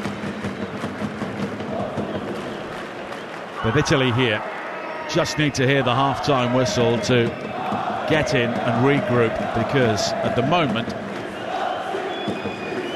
this has been really poor from the reigning champions. The half-time whistle goes, it will be some relief to them, but it was a first half that the Swiss would want to go on and on forever, because they have been the best team in every single department. The only surprise is it took them so long to score. 37 minutes, a brilliant goal in its construction, and the finish from Remo Freuler of Bologna. Italy have offered little in response, and at the moment the reigning champions are going out of Euro 2024. Half-time Switzerland 1, Italy 0. Nigel Adley, thank you very much indeed. So the Swiss on top in Berlin. They lead the holders, Italy, who have stunk the place out so far. And Switzerland fully deserve their lead. Swiss fans in great voice, and at the moment, it's their side heading into the quarter-finals. Scott Minto, if I can keep you for just a second. It's been Swiss domination so far. And talk me through that finish from Freuler for the goal, 8 minutes before the break, because it wasn't easy, was it? He had to wait a long time as it dropped to him inside the box. Ollie, I didn't see that in a TalkSport trophy from anyone. I've got to be honest with you. Do you know what? It was a really well-worked goal. The ball was played out wide and it was fizzed into Freuler. We talked about perhaps for Italy that the way that they can get a goal is a timing of a run and a really good pass. It was, as I say, it was fizzed into him. So the first touch, when you're running at pace, it's so difficult to stop a ball dead. And it kind of bounced down, then bounced right up. And again, I cannot say how impressed I was with the composure of Freuler. The fact that he waited. He knows he's in a fantastic position. He knows an Italian defender's coming for him. He knows Donnarumma's going to get set and how difficult it is to beat him. But he waited and waited and waited, and what must have seemed like an eternity, but only a split second, really, in reality. And yet he waited for that ball to come down, and he got good connection, and in the end a little bit of a deflection, but that move and that touch and that finish fully deserved the goal. Yeah, it was a lovely finish, wasn't it? And it was coming, that goal as well. 10 shots Switzerland had in that first half. They had 58% of the possession as well. And there was another golden chance actually at 0-0, Scott, for Bril Mbolo. He was set through, wasn't he? Matteo Darmian was really late coming up out of defence, and it was a brilliant save for Donnarumma. He's made a few in that first half as well, because Italy just can't handle Switzerland. Well, absolutely, and I think he's made the most saves coming into the knockout stage. He certainly made 11 saves and kept Italy in the competition. That save there, coupled with the fact that obviously later on that Switzerland has scored. If it was 2-0 now, I'd be saying, look, it's game over. I'm sorry, this Italian side is not coming back. But so for him to make that save, and he made the other one with the free kick, of course, from Fabian Rieder. So he's kept his side again in this competition. But in terms of Mbolo, I can see how he's so good. He's big, he's strong, he's powerful. But I don't think his movement is as good as it should be, and he's not reading the game as much. And when you get that one-on-one situation, don't give the keeper a chance to make the save. If you have to take that extra touch, that's fine. Sometimes you say, look, at least he's hit the target. Not in that situation. You've got to make sure you put the ball in the way, whether you give the eyes, whether you get it out to come back in from the far post, or whether you just smack it as hard as you can, but away from the goalkeeper. Do not give the goalkeeper a chance, and that was a wonderful opportunity. Scott, Italy have been so poor, so poor, and I want to ask you about their tactics, because I'm finding it all a bit baffling, really. They've got so many players that are so good when they get the ball to feet, the likes of Barella, etc. But it seems at times that they're really happy to just try and ping it over the top. Are you surprised that they're not trying to get a foot on the ball, get some possession, and try and hurt the Swiss by going through them? Do you know what, Ollie? I think they tried to get hold of the ball, and Switzerland pressed so well. Again, I sort of was at pains to kind of say Switzerland are really good without the ball as much as they are with it, because when they don't have it, they are pressing Italy so well. So if they do get a pass off, still there's another Swiss player who's able to get really, really tight, and by the time you've made 3 passes, they're giving the ball away. So then sometimes if they're deep, they're just knocking the ball long to Scamacca, who's got one if not 2 defenders alongside him. The best way of them doing it, I don't mind them knocking long balls, but that's when they're almost in the final third or sort of around about the halfway line, if Switzerland have got a high line. If not, the midfielders, who are losing out at the moment to the Swiss midfield, they have to be able to dominate their counterparts. You have to win your individual battles.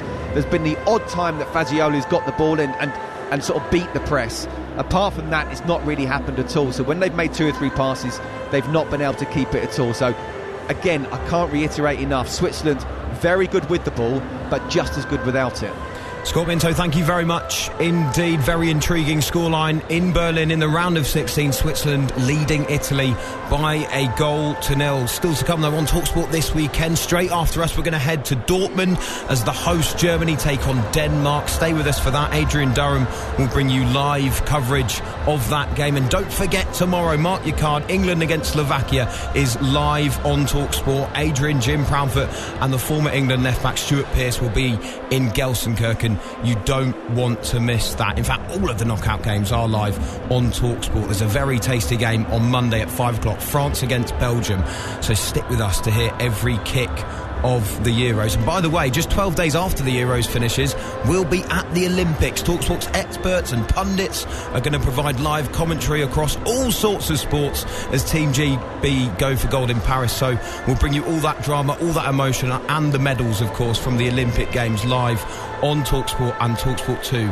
in late July and early August. Time now, though, to have a look at the latest odds with William Hill. In the Zone on TalkSport with William Hill. Prepare for greatness with William Hill. 18 plus, gambleaware.org. Well, given their domination, you won't be surprised to hear that if you want to back Switzerland to win, it's 8-15. Currently, at the moment, they lead by a goal to nil. The draw is 13-5. An Italy win, which I have to say at the moment doesn't look very likely, is 13-2. And the match is 5-1 at the moment to go to penalties. That was a look at the latest odds thanks to William Hill. Terms and conditions apply. 18 plus. BeGambleAware.org. In the Zone on TalkSport with William Hill. Prepare for greatness with William Hill. 18 plus, gambleaware.org. Now, let's check in on the cricket, shall we? It's the T20 World Cup final in Barbados. India are playing South Africa. How's it looking, John Norman? Tell you what, Ollie, this is a far more competitive game than the one we're bringing you on TalkSport 2 between Italy and Switzerland. You just cannot separate these two sides, and that continues to be the case. 70-2 South Africa, but just as I say that, the game just twists again. Tristan Stubbs, who's played beautifully well, has just moved across the stumps, exposed them on the offside, and Axar Patel has fired it full straight into the base of middle and off, and Stubbs has got to go for 31. So the pendulum has swung again. Just when it looked like South Africa were getting into a position where they were the favourites to go on and win this game, a partnership of 58 for the third wicket between Stubbs and Quinton de Kock.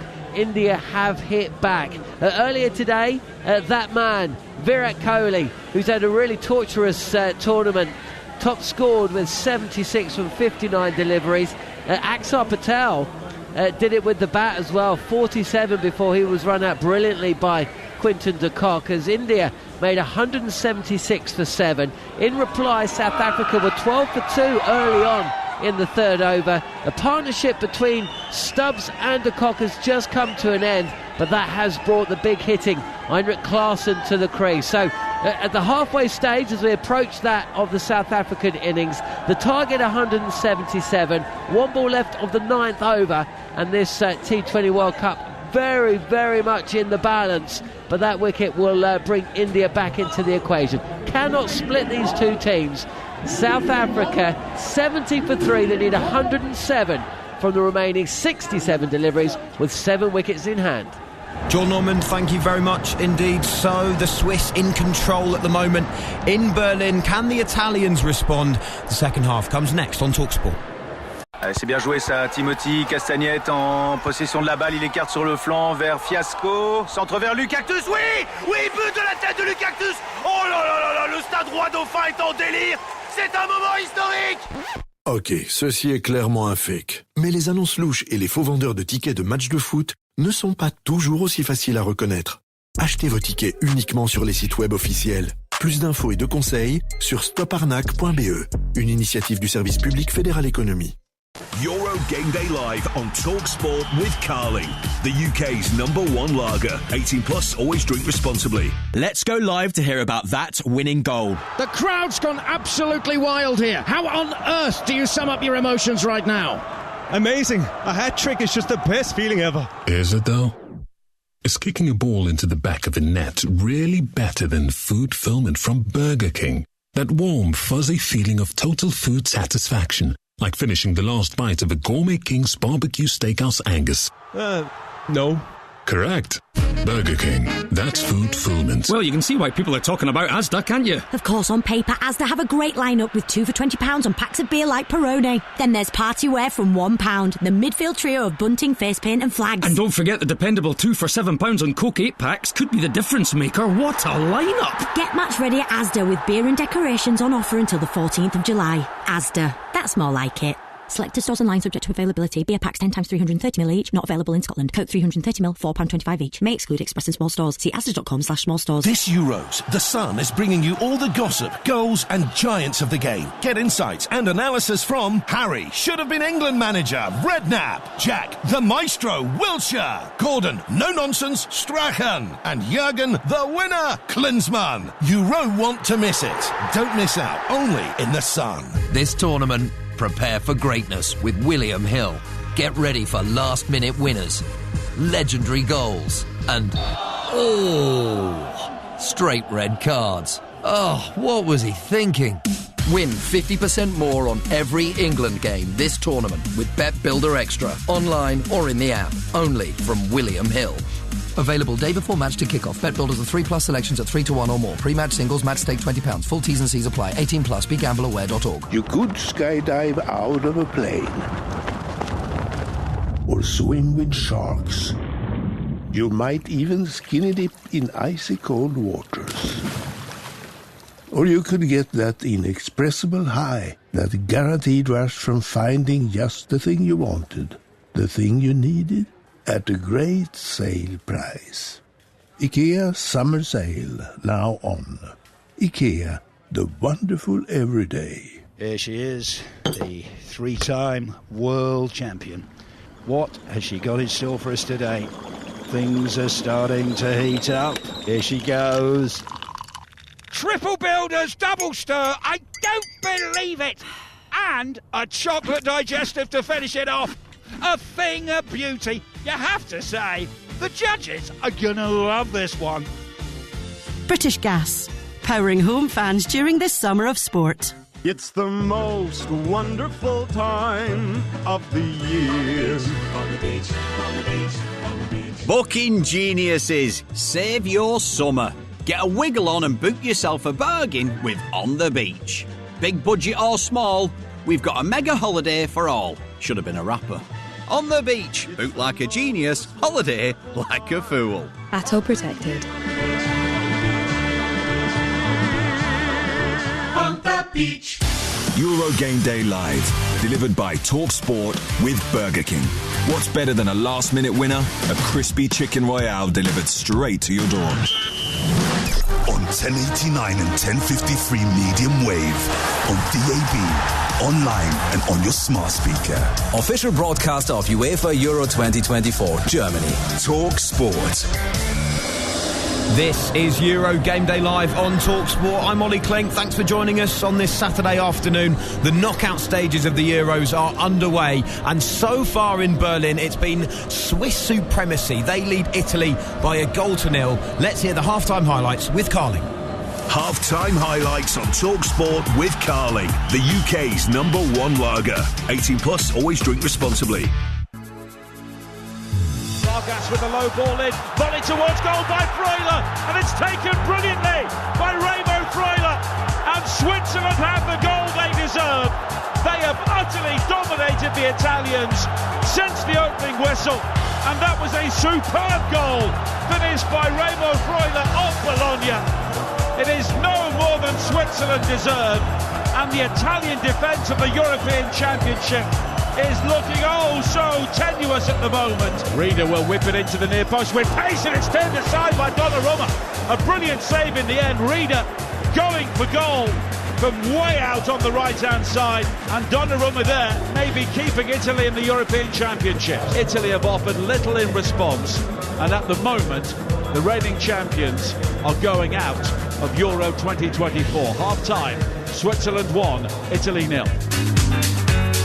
Yep, the Swiss in control. That was the half-time highlights thanks to Carling. 18+, please drink responsibly. Half-time highlights on TalkSport with Carling, the UK's #1 lager. 18+, always drink responsibly. Players just milling in the tunnel, making their way back out for the second half at the Olympia Stadion. Let's bring in the former Chelsea left-back Scott Minto, your summariser for this afternoon. Scott, 6 changes made by Spalletti to that Italian side. Do you expect changes to be made in this second half, given some of the names that they do have on the bench? You know, you've got Arsenal's Jorginho, who could potentially come on, Retegui from an attacking perspective as well. Do you expect those changes to be made? Well, I think Luciano Spalletti has just asked UEFA if he can make another 6 changes and only been told no, although Nigel was telling me that Giuseppe Bergami said he'd make 11 changes if he possibly could. Look, you've mentioned Jorginho, and actually that's the person that I would bring on, because they have no control of this game at all. But it does look like Matteo Zaccagni, who obviously scored that last-minute wonder goal to keep Italy in the competition. Looks like he's coming on. We'll wait and see who's coming off. But I'm surprised there's only one substitution, to be honest with you. I feel for Scamacca, I really do. He's not been given any quality of the ball. It's El Shawari that's coming off. But I'd still take Scamacca off, because even when he's got close to the ball, I think that the centre-halves have got him in his pocket at the moment. Yeah, very interesting to see if this Italian side can respond in the second half. Their title is on the line. The holders at the moment trailing to Switzerland by 1-0. It's time to hand back over for the second half with your commentary team, former Chelsea left-back Scott Minto and your commentator Nigel Adley. Thank you, Ollie. And that change, Matteo Zaccagni coming on for Stefan El-Shaarawy.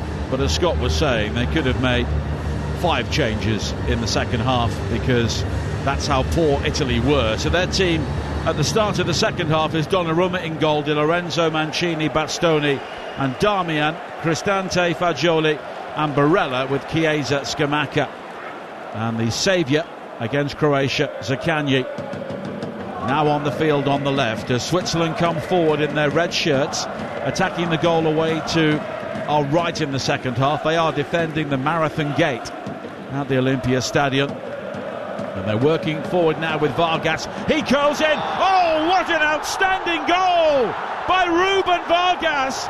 And 30 seconds into the second half, Switzerland double their lead, and the Italians are surely out of the European Championships. That was utterly superb from Ruben Vargas, and the Italians, who showed so much resilience in the rain at Wembley 3 years ago, are subsiding meekly in the sunshine in Berlin. It is Switzerland 2, Italy 0. Wow, well, what you say at the start of the second half is keep it tight, don't concede, stay in the game. And what's happened? Less than 30 seconds in, Switzerland has been passing around the left, 1-2 touch play, and Ruben Vargas, look, it's a wonder finish. Donnarumma's got no chance whatsoever. But how on earth is he allowed to have that much space on his right foot, just inside the box, and no one's near him within 2 yards? Even, what is he, 6'5", Donnarumma? He's got close to it, but even he's not stopping it. And my goodness me, Murat Yakin, the Switzerland manager, jumping off the bench. He knows how crucial that second goal is. 1-0 Italy are in the game. 2-0, I just don't see how they can come back. Well, the Swiss team, Sommer in goal, Rodriguez, Akanji and Scher, Xhaka and Freuler, Eberscher and Rieder in the wide areas, Vargas, Mbolo and Ndoye. And Ruben Vargas of Augsburg in Germany, scoring his 8th international goal. And for the first time since the final in 2012, when Italy lost 4-0 to Spain, they've conceded more than once in a match at the European Championships, and that's a run of 16 games. And you cannot see any way back for Italy here. If anything, you can see them getting absolutely hammered. I think at this moment in time, and what we've seen in the sort of 47 minutes of football, is it's down to Switzerland as to what the scoreline's going to be. Obviously, you do expect Italy to step it up, but I think it depends on Switzerland. If they can keep up the intensity, keep up what they've been doing up until now, both with and without the ball. The bottom line is, Nigel, they're a much better side than the Italians. And of course, it is England or Slovakia in the quarter-finals in Dusseldorf next Saturday. Of course, we all know who we want to be playing there, but if they do, they'll have a really tough game if it stays like this. I think Ollie asked the question, who would you want? I want Italy right now. Yes.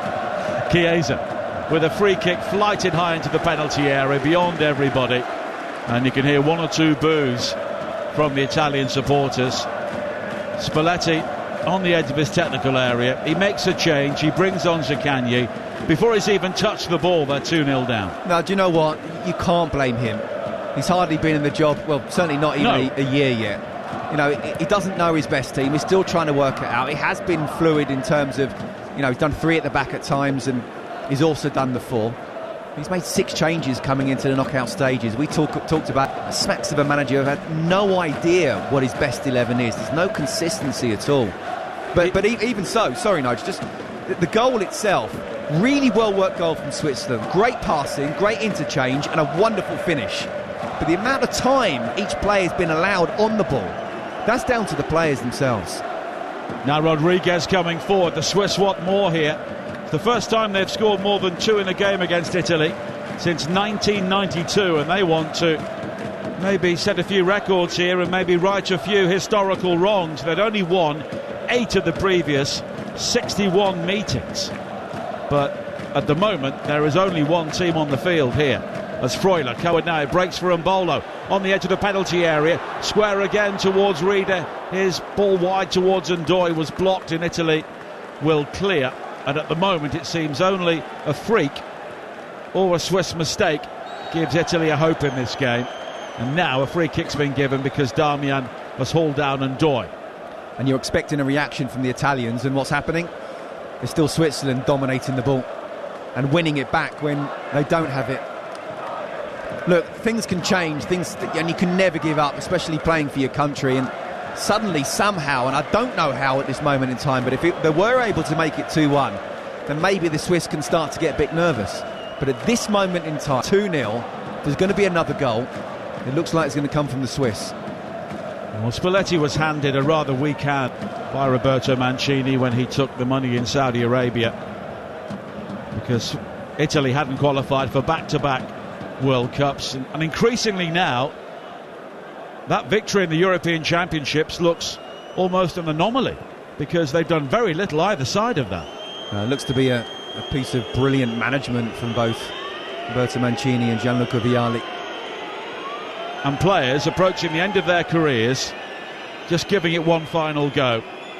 Like Burnley had a very good tournament as Fagioli plays a high ball forward, and goodness me, Cher with a back header towards his own goal comes back off the post, and maybe that was the moment to give Italy some hope. This is what I'm talking about. From absolutely nowhere, Italy had nothing to do with it, just a hopeful ball played in, and a cushioned header where you're feeling so confident you don't really cushion it there or try and bring it down or just head it away. Keep it simple.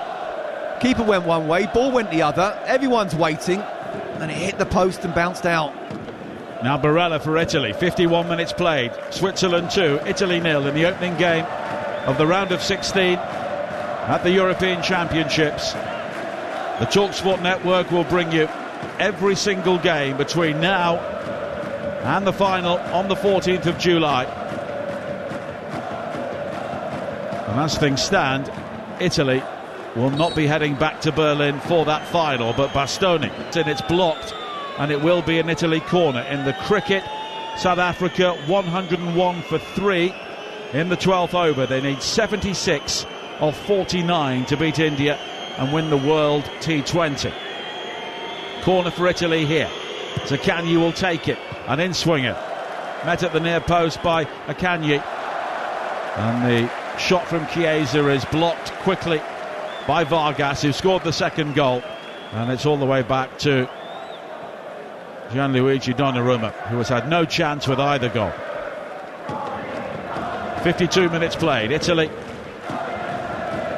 just striving for something to go their way here, although they're not playing well enough to really deserve a stroke of good fortune, which nearly arrived courtesy of the header from Fabian Cher.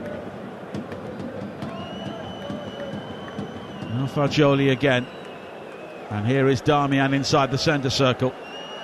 It was only the third time in 25 games that Italy had trailed at half-time in the European Championship game, as Bastoni catches Ndoye in the face on this near side, and it will be a free kick for Switzerland, and was maybe a handoff for Ndoye.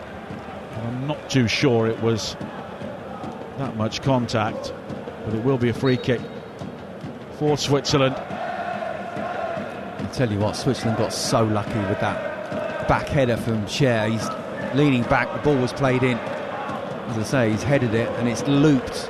Keeper beaten, hit the post. Vargas losing out to Di Lorenzo, and it's claimed by Donnarumma. Sorry, Nigel. Sometimes if you're not very good, you need a lot of luck. And Italy at the moment are not very good, and they didn't have any luck there. As I say, no matter how it comes, if they can make it 2-1, they're back in the game. But 2-0 seems a million miles away for them. Ndoye now, wide towards Rieder. On this near side, looking to break into the penalty area down the right. All left foot. Back towards Ndoye again. And now square to Granit Xhaka, who has not wasted a pass so far. Rodriguez tries his luck left-footed from long range. It's blocked by Cristante, and it spins away on the far side for a throw into Switzerland. Well, he tried one earlier in the first half, didn't he? It went over. Cristante. It was a good block in the end. At least he's trying to get tight. Have to be some strike, I think, to beat Donnarumma from their mind. It just shows the confidence Switzerland have right now.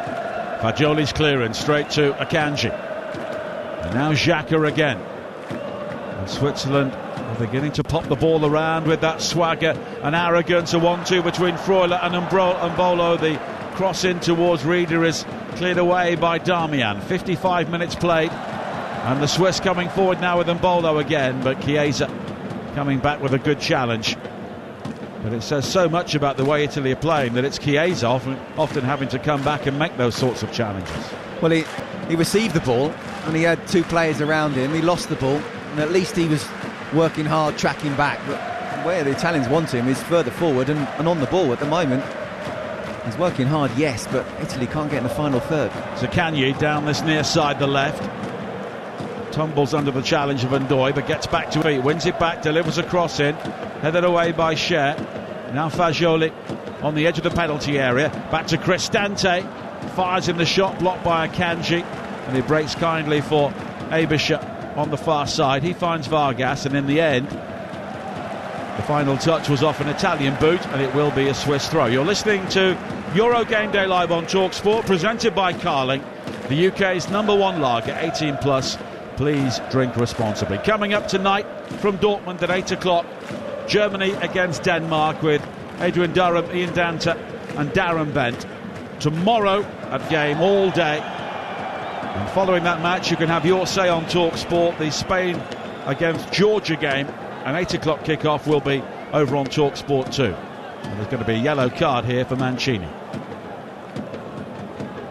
Another yellow card, isn't it? They're racking up a little bit for the Italians. Again, just shows how they're stretching, playing at their maximum, certainly defensively. One thing they cannot afford to do is go down to 10 men. It really is game over there. Mancini booked for catching Rieder. Third Italian to be shown a yellow card. And I think the ball has burst as well, so Simon Marciniak, the referee, is calling for a replacement as one or two Italian fans look to raise their fellow compatriots and generate some noise inside the stadium. Rather quiet at the moment. And I think the fans who've made the journey to Berlin know the game is up. There also look to be a few Italian fans who just cannot believe what they are watching at the moment.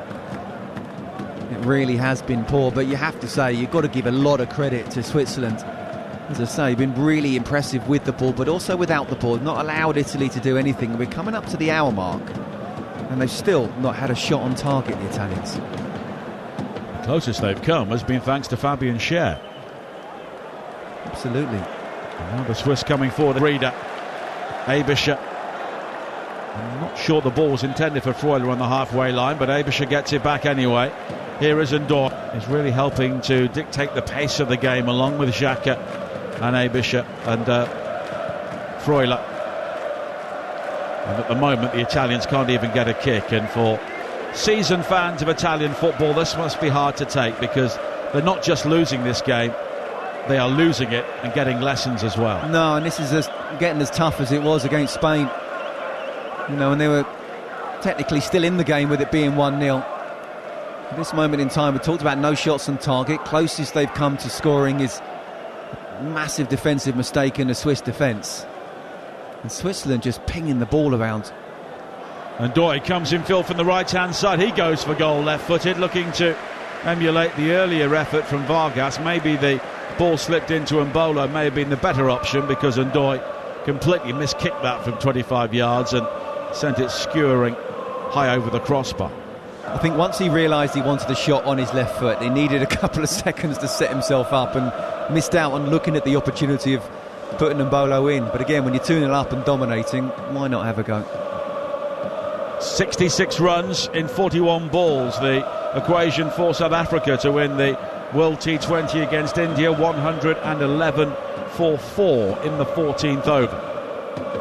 Now Zaccagni for Italy. An hour played, Switzerland leading 2-0. Fagioli looked to whip it high for Di Lorenzo coming in at the far post, but Switzerland will clear. But now Cristante. Fagioli 25 yards out in towards Scamacca, but he was trying to hold off Akanji, who seemed to have him almost in a wrestling hold there inside the area, but he clears the ball away. And now Rodriguez. Mancini beating Mbolo in the air, but Switzerland always seem to pick up the second ball, and there's a rash challenge there from Darmian on Rieder, and it's a Swiss free kick just inside their own half. An hour played, Switzerland 2 up and utterly in control. Well, first of all, it was brilliant defending from Akanji. To say he was in control, both physically and mentally, of that situation. He's just pushed Scamacca out the way. He's inside the box. He's given a little 3-yard pass to Granit Xhaka, who's got a guy on him who doesn't try to kick it out, doesn't panic. It's almost like a training session now for them. That's how comfortable they are. Just got to be careful that they keep on it and don't think they've got it beaten. As I say, 2-0, done and dusted, 2-1, game on. Switzerland have reached the knockout phase now in 6 successive tournaments, so this is very much, they've had 13 attempts on goal, 4 on target. Switzerland have had, Italy have had 3, 0 on target, which tells you all you need to know. And even when you look at the possession to Switzerland, it'd be a lot higher if they actually wanted the ball the whole time. Now they're quite happy to let Italy have the ball. Chiesa on the far side, the right, shrugs off Abisha initially, but then Vargas comes across the challenge, and it will be an Italian throw-in. Brilliant defending again, just doubling up on Chiesa. And again, when you're full of energy, Abishir had a one-on-one. He had to try and deal with him, hold him up. In comes Vargas. Chiesa had no chance. 61 minutes played on Talk Sport. Switzerland 2, Italy 0. At the moment, this has the feeling of the last days of Italy's reign as European champions. Cristante wide to the far side, and Di Lorenzo. Chiesa takes over again. The cross in over the head of Scamacca by Cher, but Italy win it back. Fagioli picking out Darmian, but they're very narrow on this near side. Darmian looking to provide the width, but he comes in field. And now Italy do have some possession, but the Swiss seem to have them exactly where they want them. They've got no real pace up front. That's wide or as your striker. So Switzerland are quite happy to push up a bit. And that means the midfield can push up. So the Italian midfielder not having time to look up. Di Lorenzo wide towards Chiesa again. He comes in field. He tries to reverse it back into the area, looking for Scamacca. Right sort of idea, but Scamacca wasn't really on his toes, and the Italians are about to make a change, and Matteo Retegui will be coming on. Yeah, I'm not surprised. Interesting to see whether he takes Scamacca off or plays 2 up front and then just goes long. But at this moment there, they just stayed off a yard from each of the Italian players, and Chiesa very nearly played Scamacca in. They need to be right at it, Switzerland. Dominating this game, cannot allow Italy to get back into it. If the Italians can, then maybe they can do something, a miracle like they did in the last game. Well, they knocked out the French in the round of 16 3 years ago, Switzerland. That dramatic game in Bucharest on penalties when they were 3-1 down and came back to equalise and eventually won, and then they lost to Salzburg, also in a shootout. But it's Barella who has gone off, and Retegui will come on. So Italy sacrificing a player in midfield, their best player in midfield over the tournament certainly, and it will be Scamacca and Retegui up front. So it's almost 4-4-2. Not surprised. I am surprised perhaps he's taken off Barella. To go 2 up front, you've got to go for it now. Barella's on a yellow card as Italy give the ball away again around their own penalty area. Abisha, square now to Xhaka. Xhaka picking out Vargas again, who goes beyond Di Lorenzo on the outside. Cuts back. Here is Xhaka now. Fires in the shot left-footed. It's blocked. Jab back out wide towards Vargas. Abisha inside the penalty area. He will go back towards Rodriguez down the left. 64 minutes played. Rodriguez on the overlap now. A crossing opportunity, but he never got hold of it. But he gets it back, and now Rodriguez lofts it in, and Doy goes for the spectacular scissors kick from about 15 yards out. Makes no contact whatsoever, crashes down to earth, and Italy will eventually clear. When you're 2-0 up and dominating, you can do that. Why not, yeah. And now Fagioli pushes over Reader. I'm glad for his sake he's not injured. I know I would be trying to do something like that. He came right down on his back. But it's another Swiss free kick here. I'm just watching a replay of Ndoye. He did land on the small of his back. Sort of move these days, you're trying a trampoline. 65 minutes played. Switzerland 2, Italy 0. And the Italians, the reigning champions, are going out here, and their fans are so bored they're doing a Mexican wave. Well, they're trying to somehow just enjoy the atmosphere now, or create an atmosphere, because we're not seeing anything on the pitch. Reader nearly scored from this sort of position during the first half. Reader again fires the ball in with pace, and I think he was going for goal again. Went for the other side, and it's just over the top. Well, I think he was aiming for just outside for the far post for it to curl in, so if anyone doesn't get a touch, it would have gone in. And obviously Donnarumma, as a goalkeeper, you wait to see if someone's got that touch, but he completely overplayed that. South Africa need 30 in 30. 147 for 4 at the end of 15 overs against India. And they look to be on their way to the World T20. It's been a very well-judged innings so far. As Darmian comes forward here for Italy. 66 minutes played on TalkSport. 2-0. Switzerland lead. Goals either side of half-time from Freuler and Vargas. But they have been the better side from minute 1. As Rodriguez heads away inside his own penalty area. Now Fagioli. And Italy have been so laboured when they've had the ball. Bastoni, who scored their equaliser in the opening game against Albania. And Fagioli again. It's a good ball wide towards Chiesa down the right-hand side. He's got support from Di Lorenzo. Cut back to Cristante. Looped in high towards Retegui, but Scher is there to nod the ball clear for Switzerland. Yeah, I mean, they're getting balls in the box, but just to put those type of crosses with snow on it coming back down, then it's absolutely food and drink for these centre halves of Switzerland. Very clever without the ball. When they do drop deep, it's a 5-4-1, and Italy are just not good enough to break them down. And then when they decide to press, Italy are not good enough to keep the ball. Di Lorenzo coming in field from the right, finding Cristante. Bastoni. Mancini now joining in.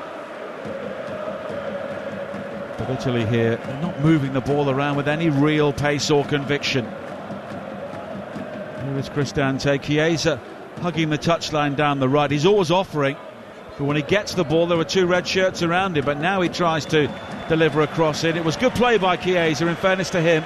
He's not hiding, but Abisha gets to it first to send it behind for a corner. No, he's probably Italy's best player. He's trying to make things happen, getting the ball on the right-hand side. If he's not being doubled up and get a one-on-one situation, Abisha's defending well against him, but absolutely it's about character now when you're 2-0 down. Chiesa with the corner. It's very deep. Actually bounces outside the penalty area. It's gathered by Zaccagni. And all the way back towards Di Lorenzo. Now the fair-haired Fagioli.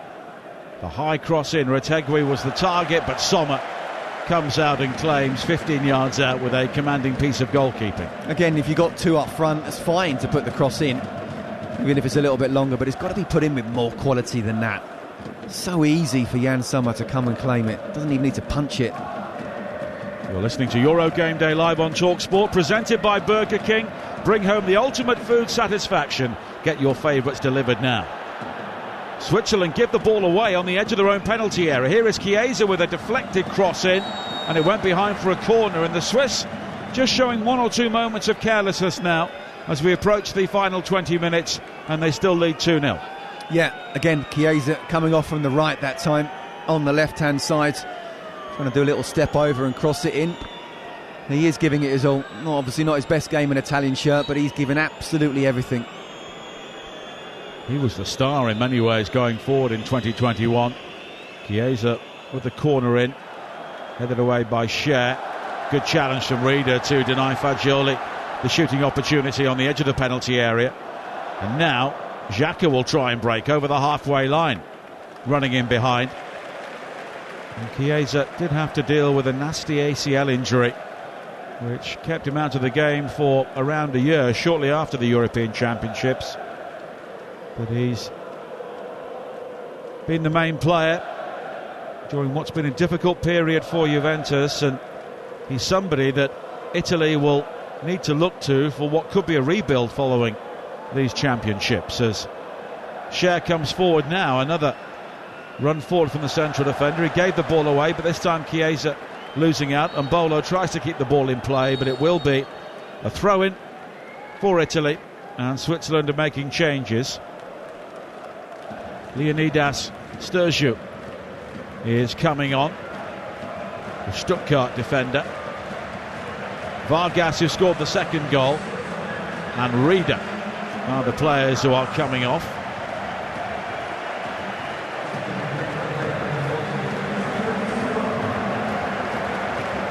And the other player coming on is Steven Zuber, the AEK Athens midfielder. That's interesting. Vargas, I thought, played really well. Not just going forward, but defensively. I think to set up the balance, again, which is something which we feel with the English national side isn't quite there. I think the balance of the Swiss side was brilliant.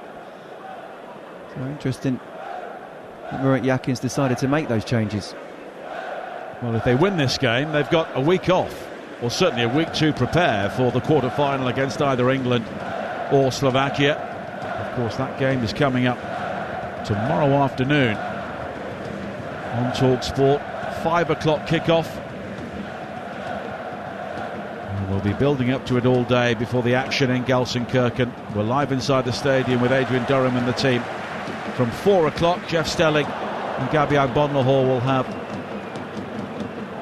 Euro Game Day Drive. Before then, and Jamie O'Hara and Jason Cundy will be taking your calls at the end of the game all the way through until 11 o'clock. Now Scamacca on this near side, 18 minutes to play. Switzerland 2, Italy 0. Germany against Denmark coming up with Adrian, Ian Danter and Darren Bent at the end of this game. But now a shot on the turn from Retegui on the edge of the penalty area, but the Argentinian-born player unable to really test Jan Sommer. Simple save for him. Is that Italy's first shot on target? Yes. 73rd minute. Straight at the keeper. Dare I say that even you or I could possibly have saved that? I think you could have done, but actually we probably couldn't. South Africa need 26 in 24 balls. 1-5-1 for 4 against India's 1-7-6 for 7 in the T20 final in Barbados. Approaching a thrilling conclusion there. Bastoni for Italy on this near side, 17 minutes to play. Switzerland 2, Italy 0 on TalkSport, and the holders are going out. Spain, the only side to retain the European Championships in 2008 and 2012. It was Italy who brought their run to an end in 2016, but Switzerland are doing the same to them here. Cristante with a high ball in, it's flicked on, and Scamacca will hit the post. The flag stayed down. It was a high ball in from Cristante. Zaccagni's headed down for Scamacca, who had to jab it off balance, and it came off the post. Now Fagioli curls a shot in, right-footed over the top, and It's another escape for Switzerland. He must have been offside there, surely. And the referee's assistant kept his flag down, maybe because Switzerland ended up having the ball. It was a well-timed run. Scamacca was certainly offside. Scamacca was the one offside. Zaccagni actually made a really good run, and I think he was onside. But, you know, that's why Murat Yakin has made the changes. He's just felt that psychologically Switzerland have just taken the foot off the gas. Italy going, certainly in terms of possession anyway, having a lot more of the ball. So perhaps he wants to stiffen things up with the substitutions that he's made. Lorenzo Pellegrini and Andrea Cambiasso have come on for Italy. Cristante and Darmian have gone off. So it could be three at the back now. Well, Cambiasso is filling in on the left-hand side. Now Xhaka finding Abisha. And Switzerland know if they just keep it simple here, keep the ball, they are heading through to the quarter-finals. 15 minutes to play. Switzerland 2, Italy 0. Here on TalkSport, Germany against Denmark coming up live from Dortmund at the end of this game. Remo Freuler, 8 minutes before half-time. Ruben Vargas, 30 seconds into the second half. And Italy have hit the post twice since, which makes it sound a good deal closer than it has been. It certainly does. Considering Fabian Schär, headed the ball onto the post. And look, I think Italy have come back more into the game, more in terms of possession and creating lots of chances, because Switzerland have gone down from fifth gear to second. It wouldn't flatter the Swiss if this was their end 3-0. Scamacca now. The ball dropped to him on the edge of the penalty area, hits it right-footed. But it's high over the top. And he's not a player who should always be judged on his goal, Gianluca Scamacca, but this is his 20th Italian appearance, and he scored once. Yeah. Was that against England? It was, yeah. At Wembley in the qualifiers. Italy qualified in fairly mediocre fashion overall on the head-to-head record against Ukraine. It was the first time ever they'd reached the Euros, losing twice in qualification, as Ndoye and Mbolo come off for Switzerland. And the players who come on, Kwadwo-Dua, who scored against Hungary in the opening game. And he is joined by Vincent Sierra, another player who only has a handful of caps, but it's a good time to bring them on. Dua winning his fourth cap and Sierra winning his sixth. Absolutely. Again, it's about just freshening things up at the moment. Italy have had a lot more possession, haven't been able to really create lots of quality chances. Still that one shot on target. But definitely just trying to freshen things up, a bit more energy for the Swiss now. Sturgeon on this near side now. Freuler. Kwadwo-Dua plays for Ludogorets, but he was born in London before moving on to Europe at a young age. And Switzerland have a throw-in on this near side. 12.5 minutes to play. And Italy have looked a beaten team for some time. Now Sierra, first involvement.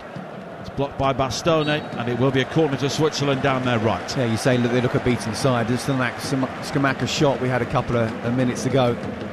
He absolutely snatched that. It was worth having a go. It came off the side of his foot, which shows a player who's not in form, not for this game anyway. And then his body language after. All of that experience, all of that resilience, all of the heart they showed in beating England in the final 3 years ago, it's all gone. Sierra with the corner kick, headed away at the near post, and Freuler tries his luck first time left-footed. Why not? From the edge of the penalty area, but it's over the top. That would have been some technique. How quickly it came at him, bouncing just in front on his left foot. I'm surprised he skied it over. But this Swiss team qualified behind Romania. They drew at home with Belarus and Kosovo during qualification. They were pretty average. The fans weren't happy. They wanted Yakin, the coach, out. But clearly something's clicked. And do you know what? They were average against Scotland, weren't they? Fair play to Scotland for getting the tactics spot on. Well, they scored thanks to a mistake, didn't they? Yes, absolutely. And the way they're looking at the moment, you talk about momentum and peaking at the right time. In this performance, again, you could talk about Italy being really, really poor, but you can only beat what's in front of you. And not only are they going to win this game, or you would think they would win this game, but they've absolutely dominated the Italians. 11 minutes to play. Switzerland 2, Italy 0. And once again it breaks down for the Italians on the edge of the penalty area, and the long ball played forward towards Quadro-Dua, who almost had the run there on Bastone, who did well to recover, but he limps away as he plays it back to Donnarumma. Showed good pace there, didn't he? He must be tired already. And the last thing you want is a race against a very quick striker, but Bastone, not only is he a good ball player, he's also pretty quick. 22 in 17 balls for South Africa to beat India and win the World T20. 155 for 5 in the 18th over. It's a good deal more clear-cut here. 10 minutes to play on Talk Sport. Switzerland 2, Italy 0. And at the moment, on this form, you would not back against Switzerland coming back for the final. They are one of the form teams in this tournament. Don't say that, Nigel. Don't say that. Well, look, we don't know what's going to happen tomorrow yet, do we? So, Nigel, you're absolutely spot on. At this moment in time, without seeing England play against Slovakia, I'd fancy Switzerland against either England or Slovakia, but we know that England have the ingredients and can put in this type of performance tomorrow. 9 minutes to play. Italy still working for an opening, but again, there's just that lack of conviction inside the penalty area as Zaccagni tries to deliver a crossing. Good challenge from Scher, and the final touch was off Zaccagni, and it looks as though there will be no added time heroics from him. We mentioned Marco Materazzi. He's here today watching on. He was on the touchline before the game, going around some of the Italian players. Of course, he scored in the World Cup final. Let's say he had a role in Zinedine Zidane's red card. A rather large one. Yes. But it's a very different story here for Italy and Berlin today.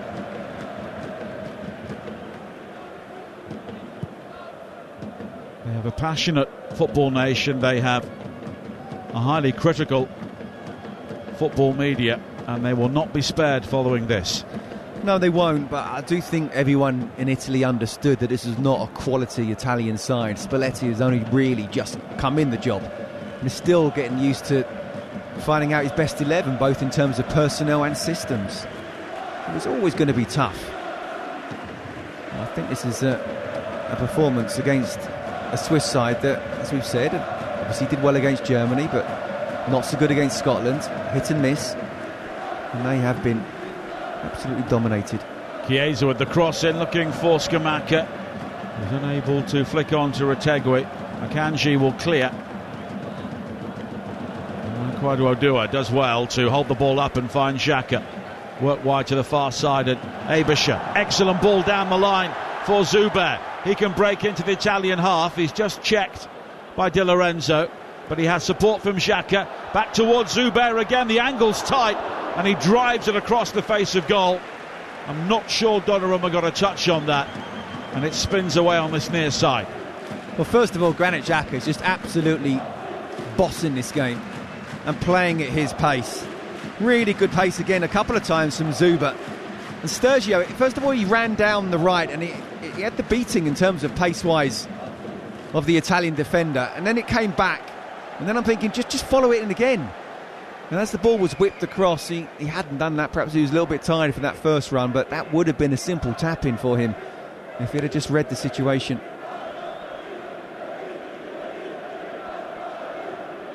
Xhaka has been popping balls around the corner all day, and Italy have not got near him. He's been brilliant, he really has, but he's not the only one. Freuler alongside him, Aebischer, Rieder, and then the back three. I mean, Jan Sommer is a class player, a goalkeeper, you could probably say world class. And yet the way that Rodriguez and Scher, just either side of Akanji, have read situations, if ever they've got down the sides, Italy, The centre-half, the outside centre-half, has read the situation and covered and not allowed the cross to come in. And then when there's been a battle or one-on-one situation with Akanji and Skamaka, well, Akanji has won it every single time. And with 5 Italian-based players in the team, they will certainly have enjoyed this, as Retegui does well to win the ball at the far post, heads it down into the area, and there is not a single blue shirt anywhere near it. Did you notice Cher didn't try to head the ball back there, did he? No. He just got rid of it. Have it style. 6 minutes to play. Switzerland 2, Italy 0 on TalkSport. And this has been a long, drawn-out agony for the Italians in the second half. Zaccagni plays it back to Pellegrini. He fires in the shot right-footed, and it's way over the top. And a major football nation here are really hurting, because they're not just going out of the European Championships, they have been humiliated. Yeah, absolutely. And as Pellegrini got that ball, not one but 2 Swiss players were coming out to try and get it tight, not allowing Pellegrini any time at all to really set himself and get the technique that he knows he can do and put it in the top corner. In the end, it was very high and very wide. Again, just another example of how good Switzerland have been without the ball. 20 runs in 2 overs for South Africa. 157 for 6 against India in Barbados. Could be a nervy finish there now, as Retegui just about kept the ball in play on this near side. And we have 4.5 minutes to play. Germany against Denmark, live from Dortmund, with Adrian Durham and the team coming up at 7 o'clock. I think we can safely say now there'll be no extra time here today, as Italy make another change, and it's Nicola Fagioli who goes off and Davide Fratesi who comes on. Well, it's not going to do too much, is it really? Fratesi in midfield. Fagioli, it's not quite worked. He's tried to get on the ball, but not been able to dominate the game at all. You look down the Italian bench and you have to say, who could they bring on at any stage to really make a difference? The way the game has gone, because the way they started the game just gave the Swiss the ascendancy right from the start. Well, you said earlier, you're making changes and you're bringing on players that you just dropped. It's a tough one for Spalletti. Pellegrini with a high cross into the penalty area, and at the far post appeals for a penalty as it struck Sturgeon. I'm not sure it was deliberate, but he was inside the area. Yeah, he's inside the area, hit his hand. It was a long cross.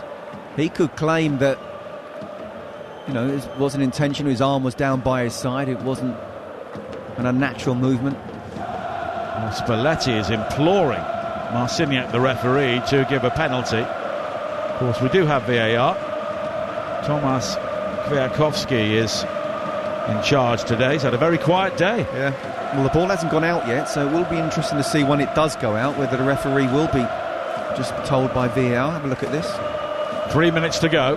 The ball is still live here, but it won't be now because Mancini has been dragged down by Dua. The Italians restart. So if there was a check, it was a very quick one. And I think that's right. I think they've tried to have a light touch, haven't they?